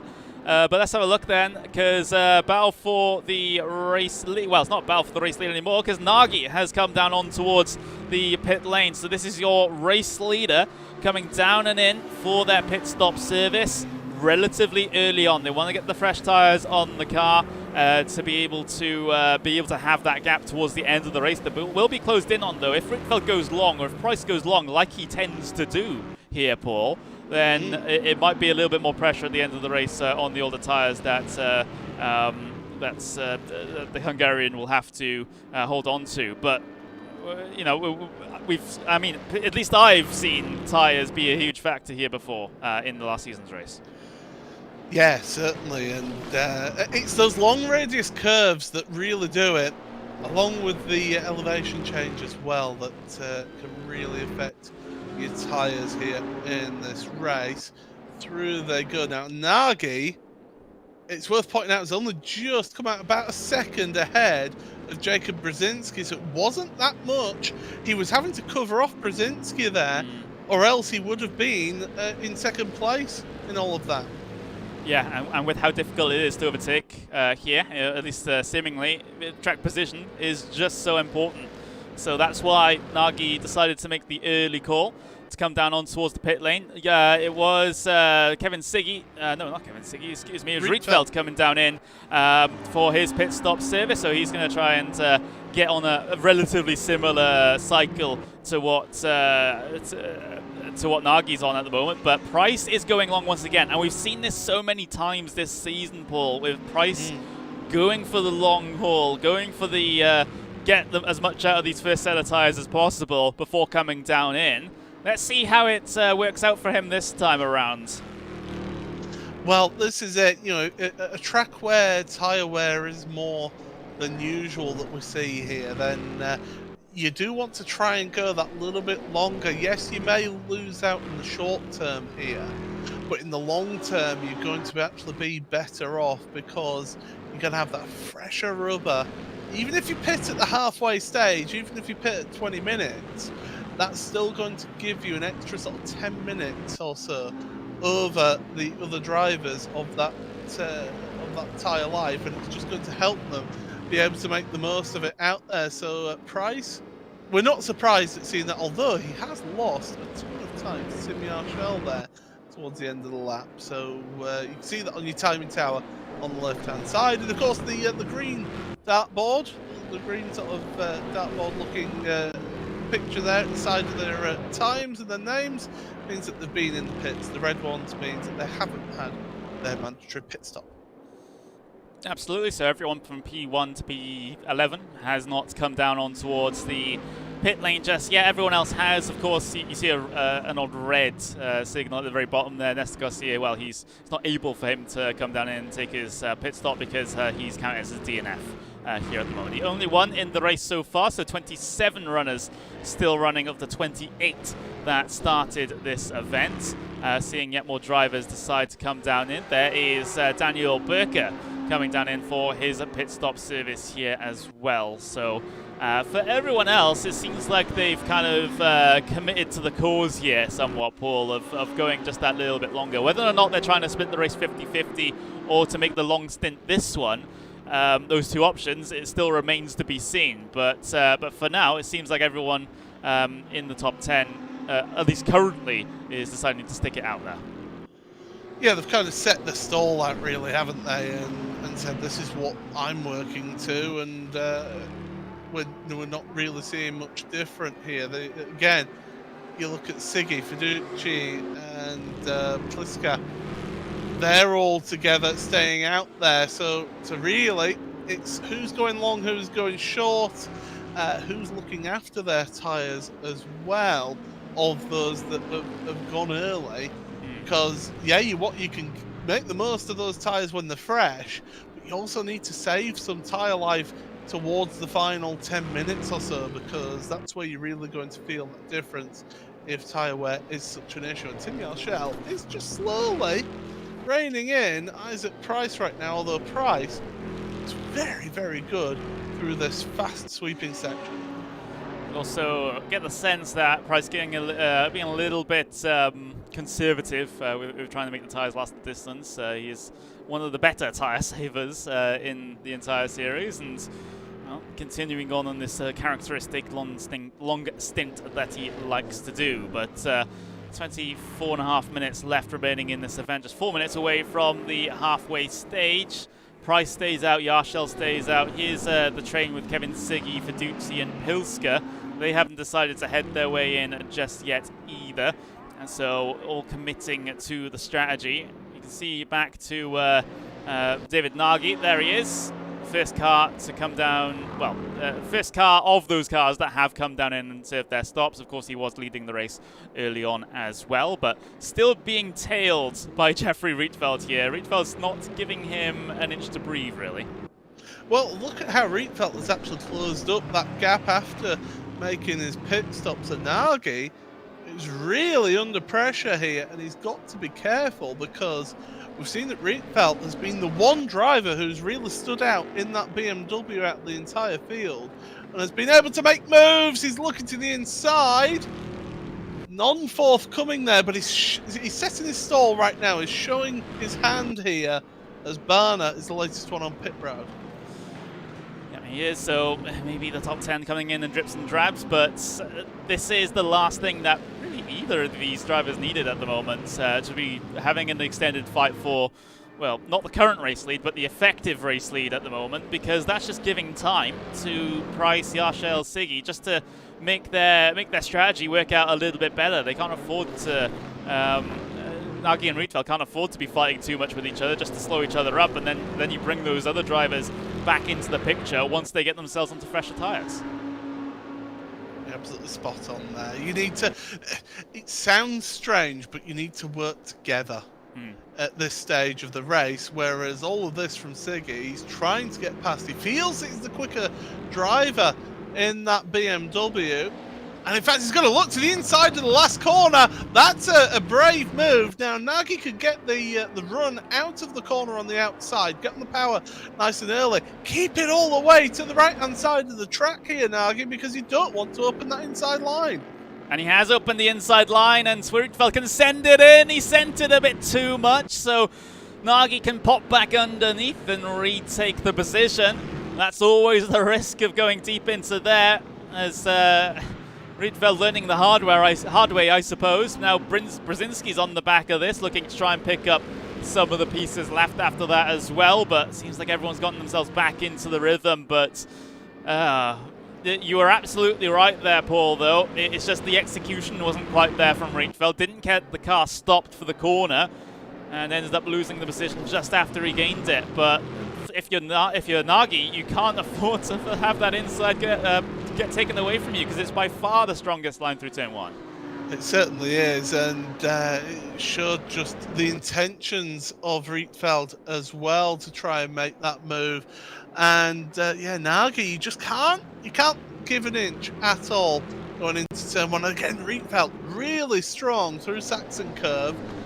Not going to make a move into the final corner this time, looking to maybe get the run out of the corner, try and get that slipstream up and over the hill. But this is just, as you say, it's slowing each other down. It's bringing Brzezinski into this battle, and it's also potentially allowing Isaac Price an opportunity to close up towards the end when he does eventually make his pit stop, because they are slowing each other down. They're also taking life out of the the life of the tyres that they're going to really need at the end of this event, because they'll be on the long stint, and then everyone else who hasn't pitted yet will be on the shorter stint. So it just exacerbates the difference between them here. Having a look at their lap times, they did Nagy did a 1:18.5 last time. Rietveld did a 1:18.6. Price in the race lead on old tyres did a 1:18.4. So that's how much they were slowing each other up there. And that's it. That's the point that we make there. Plus, of course, they're at that point of their stint now where the tyres have plateaued. So they're going to be setting those same lap times as Isaac Price here. So this is where Price needs to make the most of it. Now that they've lost that competitive advantage with the fresher rubber, he needs to try and just pull away, just eke out those tenths of seconds per lap and hope that they trip over each other to give himself the best opportunity at a race win here. This is where the strategy is really fascinating and really opens things up out here in this championship. It really does. Another look to the inside for Rietveld. We're having a look back through the field as well because there's Lona trying to cover off Ben Spunky. Spunky hits his way down the inside, makes a little bit of contact with the championship leader and also his teammate, which probably won't be appreciated too much there by Lona, as he's now stuck behind Bunky, his teammate here. But again, he has such a lead in the championship that it's not the end of the world if he gets stuck behind for the entirety of the race. Of course, he would like those couple of extra points just to make that buffer that little bit better at the end of this one. But for Lona, it's just a case of trying to get that car home to the end, I would have thought, at this stage. 2 mid-pack finishes. Probably, of course, knowing Lona, you'll still be disappointed with that. That's not under any sort of doubt whatsoever. But I think on the outside looking in at the balance of performance, how that Porsche has been doing, due to the balance of performance, I think at the end, Lona will probably end up looking back on this and just saying, okay, that's probably the best I could have really done there. Yeah, it's all about banking points. It's a Door Esports trio here. Because, of course, we've got Florian Hassa behind as well, and Rietveld. Well, there's a change at the front, and Nagy is having to defend from Brzezinski. Yeah, we didn't quite see how that happened, and unfortunately here on the English stream we can't really do any replays, unfortunately. So, but yeah, it has happened. So Rietveld ahead of Nagy at this point. So what can Rietveld do now? He's at the very front of the train. Can he break away? That's what Nagy failed to do, and well, he'll have an attempt at it now. Brzezinski third in line in the train. Like you said, he was looking to try and find a line through and all that, but unsuccessful in this instance. Got Jack Heatley at the end of this train as well, who's really trying to cause Dornaden a good couple of problems here in now what is the second half of the race. Gianmarco Feduzzi's in. So that's one of the front runners, well, one of the faster cars that stayed out. And in comes another car as well, Jens Fielder, also deciding to head his way in. So that will mean that only 3 cars now are left in terms of, well, cars that haven't come in and completed their scheduled pit stop. Yeah, so again, this is tremendous to see, and again, looking to the inside there, that is Dornaden behind Brzezinski, Jack Keithley looking as well into turn 1. Not happening for the time being between those two, but definitely. Now look at that, you can see Rietveld is pulling away from Nagy, so he had the pace there. He felt he had to get past, and it's proving to be a good move now. Yeah, so now the alarm bells are ringing for Brzezinski, Dornaden, Keithley.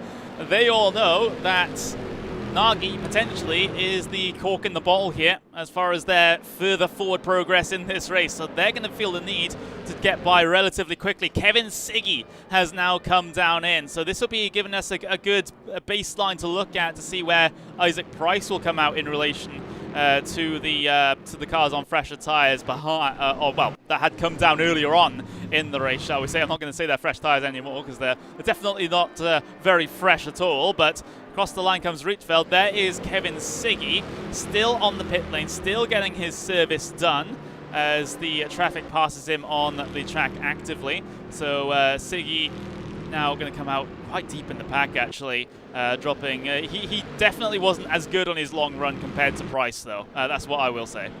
Well, he was about 10 seconds behind Isaac Price in all of that. And when you look at the gap that's on the track now between Rietveld and Price here, there's looking at about 37 seconds, 38 seconds potentially. So Price has got a good lead at the moment over Rietveld, but it's all about that tyre stop. And then here's the thing, if Price does come out into this gaggle of cars, how on earth does he get past when it's so difficult? But of course he's got those 3-4 laps where he's got that little bit of a tyre advantage at the start of that stint.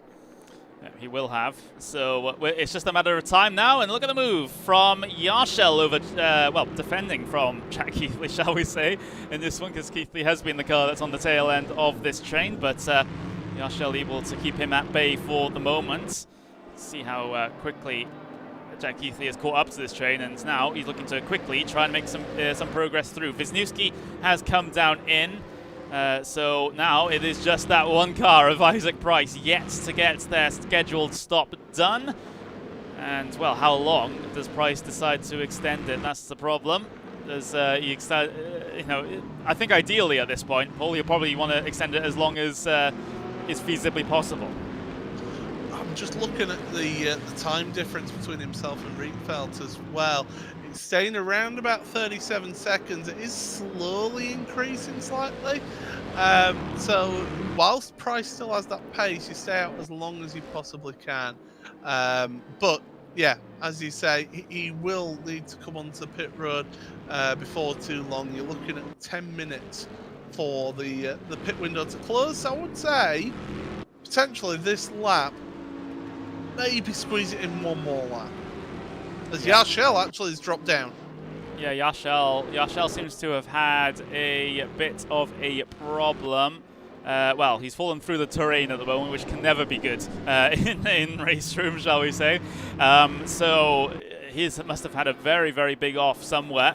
And we unfortunately have failed to catch it here. And it has kind of split up this well, what would be the leading pack under normal circumstances. There's the absolute send from Brzezinski in towards turn number 1. That was from quite far back as well. Nagy looking to try and defend the position, as is his right, but he has been holding up a lot of people behind. Brzezinski knows how important it is to try and get through, to give chase to Rietveld, and to keep the gap behind him, looking for the up and under through the left, but not successful, and the M1RA car stays ahead.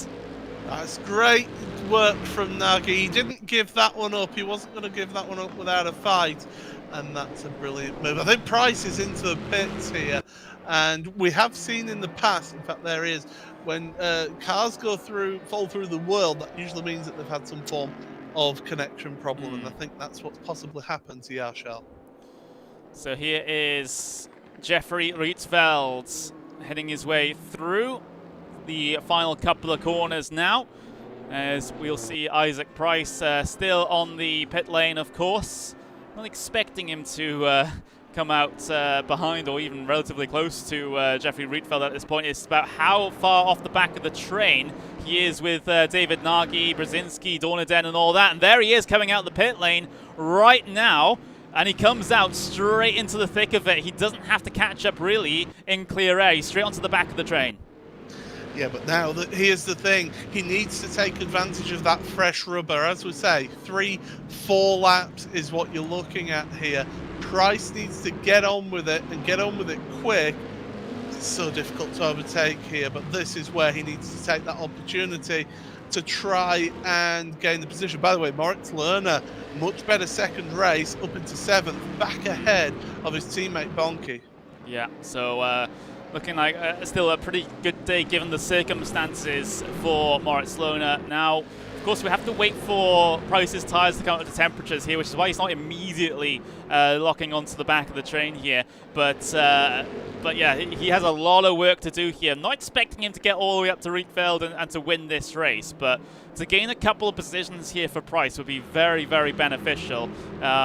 Maybe even getting up into second place. I'm not sure if he's, that would be the ideal dream circumstance for Price. maybe not too sure about the further 3 seconds to Rietveld. That's the only thing. But coming up to 10.5 minutes left remaining, there's the train for P2. You see the black Bentley of Price in the background. Here's the battle once again between Nagy and Brzezinski down in towards turn number 1. This time it's Nagy on the inside trying to defend.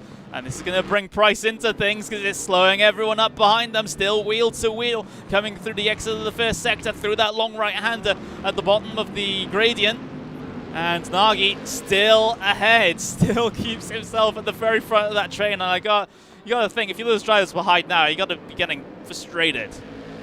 Yeah, if you're people like Doniden and Keithley, you're just going, oh come on, I need to get past you now.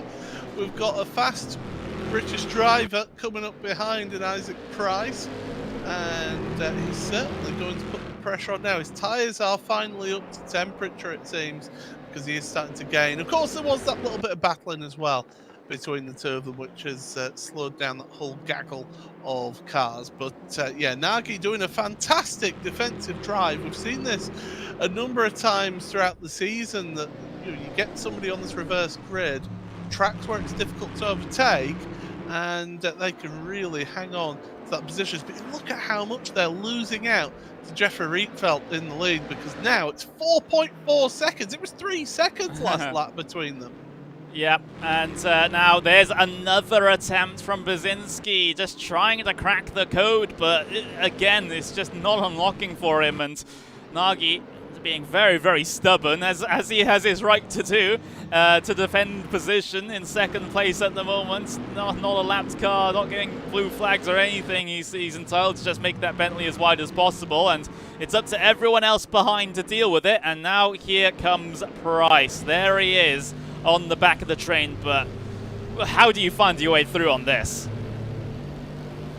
Well, this is it. Because of the fact that it is a slipstream train, he's got to try and make the most of this on the brakes and through the corners, because that's where his new rubber is going to have the advantage. Look at the speed he can carry through turn number 10 into 11. You can make a dive into Saxon curve here if you are close enough. He's not quite close enough. It's going to be into the final corner, turn 13, but Jack Keithley's trying to look in front of him as well. There's Price to the inside. Almost contact between the two. Big sideways moment for Price on the exit, and that's just lost him that little bit of momentum. Yeah, it has. It really has, and momentum that he so desperately needs. Going to launch one to the inside at turn number 1. I thought he was going to go for a big move from quite far back, but not going to at the moment. But yeah, this is what I was fearing from Price now. Even though he has by far and away the faster car, still struggling to try and get himself through on these guys. And well, maybe the long strategy wasn't the best idea for Isaac Price in this particular event. Of course, there's still enough time for it to pay off, but that time is quickly ticking down away.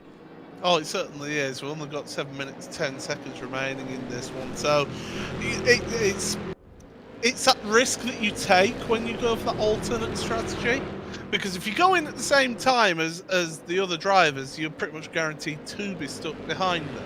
Whereas if you go for that alternate strategy, it just gives you that option, that little bit of extra. And look at that, Jack Keithley, he knows that he's going to get beaten by Price, and Price down the inside into turn 12. That's one position. He's got 3 more positions in front of him, but that advantage is running out for Isaac. Yep, it is. Soon those tyres will plateau just that little bit more, and he won't have the same speed differential as he has had. But Nagy again for the, I've lost count how many times, defensive inside line through turn number 1. Still no way around for Brzezinski, as now they've lost in total 5.5 seconds to Rietveld. Getting past Nagy in the way he did has basically netted Rietveld this win at the moment.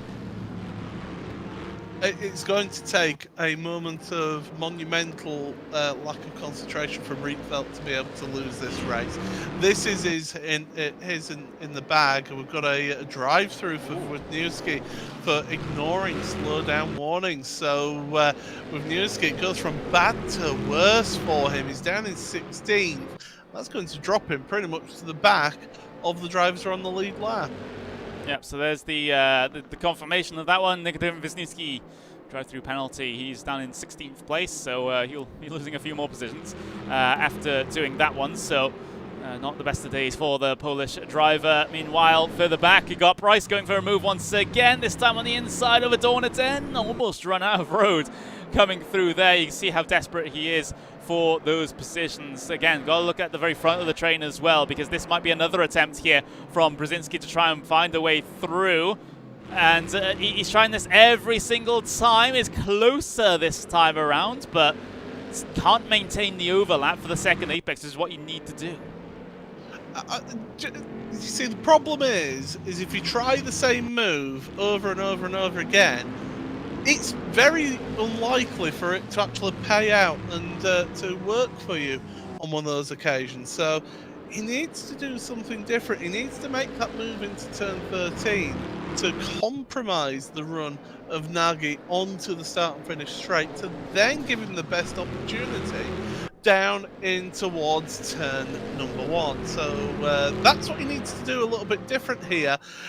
Dorniden, he squeezed Price, and to be fair, I thought that was actually a fair move, because Price wasn't alongside enough to say that that was his corner. So yeah, Price going around the outside, contact between the two of them. My goodness, Price, well, he's desperate to get past, looking to the inside again. Oh, and more contact. Now the stewards may have a little bit of a dim view between those two. Yeah, I think this is Price just getting a little bit frustrated, and look at what's happened now. It's Jack Keithley. He's looking to try and get back past Price here. Looking to the outside. Here's the send from Price, and oh, that was always going to happen, as it's a spin from Dorniden in the background. I think that was helped around by Jack Keithley, so Keithley might have bailed Price out of that situation, actually, in terms of getting the penalty for that one, but that's not how you would want to see it end. Yeah, that was 3 drivers all desperate for the one position, and it ended up being contact that decides the outcome of that, and it was Keithley who just... It's the tiniest of touches around there, because the weight of the car is all over the front or the front wheels. It just... smallest of touches, the back end goes around, and that's it, you spun around. Yeah, absolutely. So... well, Rietveld is laughing all the way to the bank at the moment, says he's at the very front of the field with absolutely no one around him in these final handful of laps here. So as long as he keeps it on the grey stuff, should be good for the win here. Highest that anyone else is going to get is going to be second place, but Nagy has tried to pull off the most defensive driving of any race in his life here at the moment, with the swarm of cars behind him, always trying to get through, but none of them have been successful. Look at how much progress Price has made now. He's got himself all the way up onto the back of Brzezinski. So in clear air, of course, those fresher tyres just, or at least the freshness delta is the term I'm going to invent with regards to that, is so much bigger than any of these other cars. It's just that he's not been able to really use it. And as you pointed out earlier as well, Brzezinski and Nagy have been really using and abusing their tyres, fighting each other for position. That's also what has helped Rietveld be able to pull out such a margin at the front of the field. But yeah, Nagy, it is tremendous the job that he's doing in defence in that second place. Started on the front row of the grid, of course, and his teammate Barner, who's out of the race, unfortunately, he was a victim there. Look at that, Brzezinski to the inside of 12 and Price to the outside. Opportunistic move for Price, at least seeing the drivers ahead of him go wheel to wheel. Brzezinski still on that inside, trying to fight with Nagy through the final corner. This is all getting a little bit too close for comfort. There was a bit of door rubbing between the Williams Esports driver and Isaac Price here as well. They're going to all fan out too wide in towards turn number 1 here. Nagy and Brzezinski still wheel to wheel. Brzezinski still, he's banging his head against the brick wall. And look who's just rocked up at the back of this queue. Moritz Lerner is through. He's past Jack Keithley, one of his championship rivals. Well, he's had a quiet race all race, and thank you very much. In fact, Keithley got damage because he's dropping way back in all of this. He has. Penalty. The penalty, slow down penalty for spinning Dornaden just that little bit earlier on. That's why Lona was able to get through so easily, and I don't think Lona was even expecting him to be in this position at the moment. He's 5th place in a race he has no right to be in 5th place in, with the performance of the Porsche here at the Sachsenring, but the 5th place it is. There is Jeffrey Rietveld. Will be getting one more to go, heading his way across the line here in just a couple of moments. 10 seconds across, out of the final corner. Let's see then. Will it be checkered flag or will it be 1 lap to go here for Rietveld with 1 second? He crosses the line and it's 1 more lap to go. And, well, 1 more chance to have this battle get solved further behind him. As Nagy leading that train. Nagy's been able to pull a gap, in fact, and now Price is looking around the outside. Lona looking to go and get a couple of positions as well.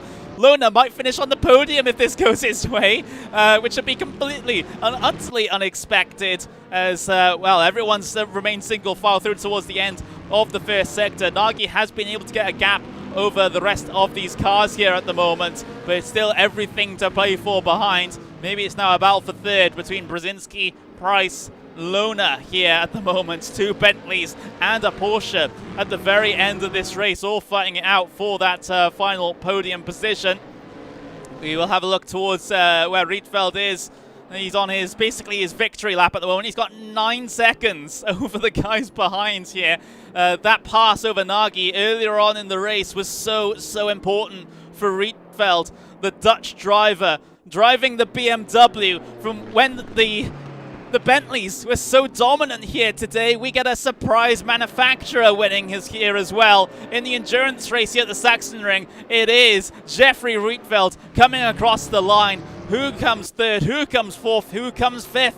That's the big issue here. Nagy's been able to hold on for 2nd place and the best defensive drive I've seen in a while. Brzezinski in 3rd. Price, he's only able to climb to 4th place, but Lona, 5th place, top 5 finish out of nowhere.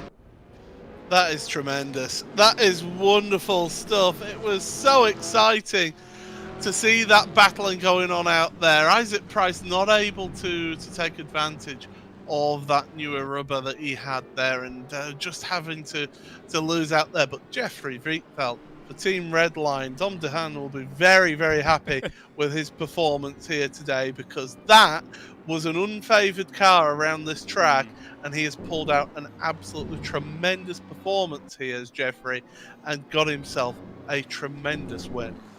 That's one that you're going to look back on and say that was probably one of my best races if you're Jeffrey Rietveld. That was fantastic stuff, and well, he didn't have a lot to do towards the end of the race. All that he needed to do was maintain or even grow the gap as he did at the very end, and let everyone else fight behind. He was the one that found a way past Nagy when no one else could, and it's got him the race win here today.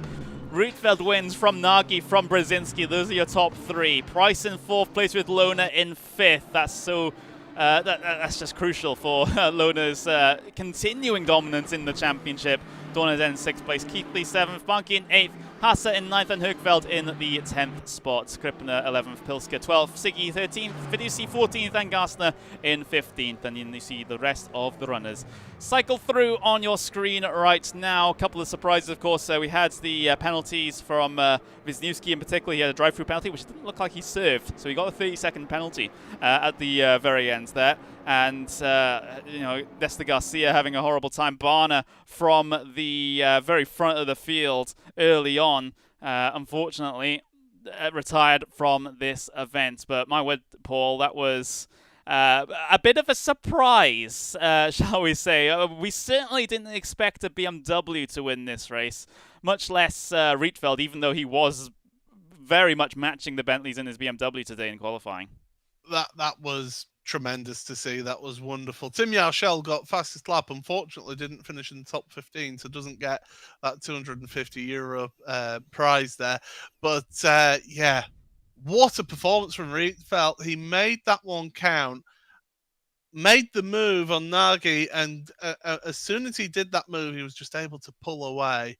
And all that defensive driving that Nagy made, I mean, it was tremendous display from Nagy to be able to hold on and to keep that position. But It was intense pressure from Brzezinski. And as I say, who should rock up at the back in 2 laps remaining in that race? Well, it's Moritz Lerner. Where did he come from? He was just absolutely nowhere in that race. Yeah, he just kept himself out of trouble, didn't he? And then all of a sudden, he's because the Nagy fight was going on for so long and holding up that entire train for so long, he was just able to gain time hand over fist on them, and all of a sudden he's there to pick up the pieces when things went wrong. So. Incredible stuff there from Lerner. Again, Rietveld as the race winner, you can't praise him enough. He was the one that found the way around Nagy. No one else could do that. No one else could try and find what was that little element required to try and get past. But Rietveld did, and he was very, very, very much rewarded. It was absolutely deserved and wonderfully so as well. He did a tremendous job, and to be able to pull out a move like that and to get that done is absolutely tremendous. And as I say, Dom DeHaan will be absolutely delighted with that performance from his driver, because the Team Redline driver, he has got a tremendous team behind him, and got pulled out a result with the BMW that in all rights shouldn't have been there. Yeah, it shouldn't have been anywhere near that front spot, but somehow Rietveld was able to pull it out of the bag for Team Redline. Incredible stuff, and it just goes to show this season is just throwing up surprise after surprise after surprise. The action has been absolutely fantastic. We are waiting though for potentially a couple of drivers to come in for an interview here at the end of the event. Of course, they do have to prioritize the German stream as the primary stream of this series. So we'll just have to wait until they're done with that one. We've had and of course we had a few technical issues here over the course of the event. We do apologize for them, which is why we can't show you our wonderful faces here at the moment, because sometimes technology does not work at the right time, shall we say. But I think all in all, Paul, here the Sachsenring, usually, it's a very high speed affair. We've, very fast corners, very fast lap times. But it does have the potential to give you a huge amount of action given the right set of circumstances, like someone backing everyone up and everyone just frantically trying to gain positions. Yeah, and it also rewards people who can drive defensively as well, and to keep in front of others. And I think that's exactly what we saw there today. Really exciting racing. As I say, I'd never commentated on a race that at that venue, and I'm glad that I was able to do so today, because that was thoroughly enjoyable from the drivers out there. I could tell you one or two of the drivers aren't too happy, by the way, with what happened. There's quite the discussion going on between the drivers, but yeah, definitely. The thing that I'll take away from that race is the start of that feature race there, going 4 wide on lap 1. That, I mean, come on. It's a long race, guys. You can't be that desperate. Yeah, absolutely. So, I have now seen that the discussions with some of the drivers, which I guess will be resolved coming into that double header in a couple of weeks' time. And we do have to look ahead to that now, Paul, because Moritz Lerner, of course, we'll have to work the calculations out to see how many points it is between him and his closest competitors. But I got to say, he's not got one hand on the championship trophy. He's kind of almost touching it with both hands, ready to take it home at this point. It's even if the other drivers are within a mathematical shot at it, it's got to require a DNF in all races for Lerner to even be at risk. Yeah, he'll be all about just getting get those points, get the points finishes, and of course Hockenheim is the season finale for us, and it's of course where we've got the sprint race. We then have 2 of the endurance races, because that wasn't exciting enough with just 1. We've got 2 at the finale at Hockenheimring, so it's going to be intriguing. And of course, that is a track where you can overtake her, and there is plenty of opportunities around that track to overtake as well. I couldn't think of a better venue to finish this championship, if I'm honest. Yeah, absolutely. It's an incredible venue to be able to crown a champion, and I certainly can't wait to get that going, shall we say? As Hockenheimring is a track that's very much able to promote some fantastic racing every single time we go there, no matter what sim, what car, what series. It seems like we do tend to have pretty crazy races there. So you definitely want to stick around and see the very end of this championship. That is going to be on the 19th of October here on the Traction GG channel. That final round at Hockenheimring. Instead of a single endurance race, we'll have 2 endurance races in addition to the sprint race. So we'll have 3 GT3 races here next time, and of course we'll have the final round of the Gt4 Championship as well, which it's basically sealed. I'll be completely honest. It's going to be Emre Can winning that one, but everyone else behind still very much all to play for. And it doesn't look like we'll be able to get ourselves any drivers in for an interview at the end of this one. So I will very quickly just wrap things up. So thank you very much, everyone, for joining us here for the ADAC GT Masters Esports Championship here at the Sachsenring. We're powered by MBW Mobility Plus. Thank you very much to Traction GG for playing host to the stream and producing all your content around this series. That is absolutely fantastic indeed, and hopefully we'll get a little bit more content coming into that final double header event. But I've been Connery Maddock. I've been joined by the ever wonderful Mr. Paul Smith for this one, and we'll see you in a couple of weeks' time for the finale.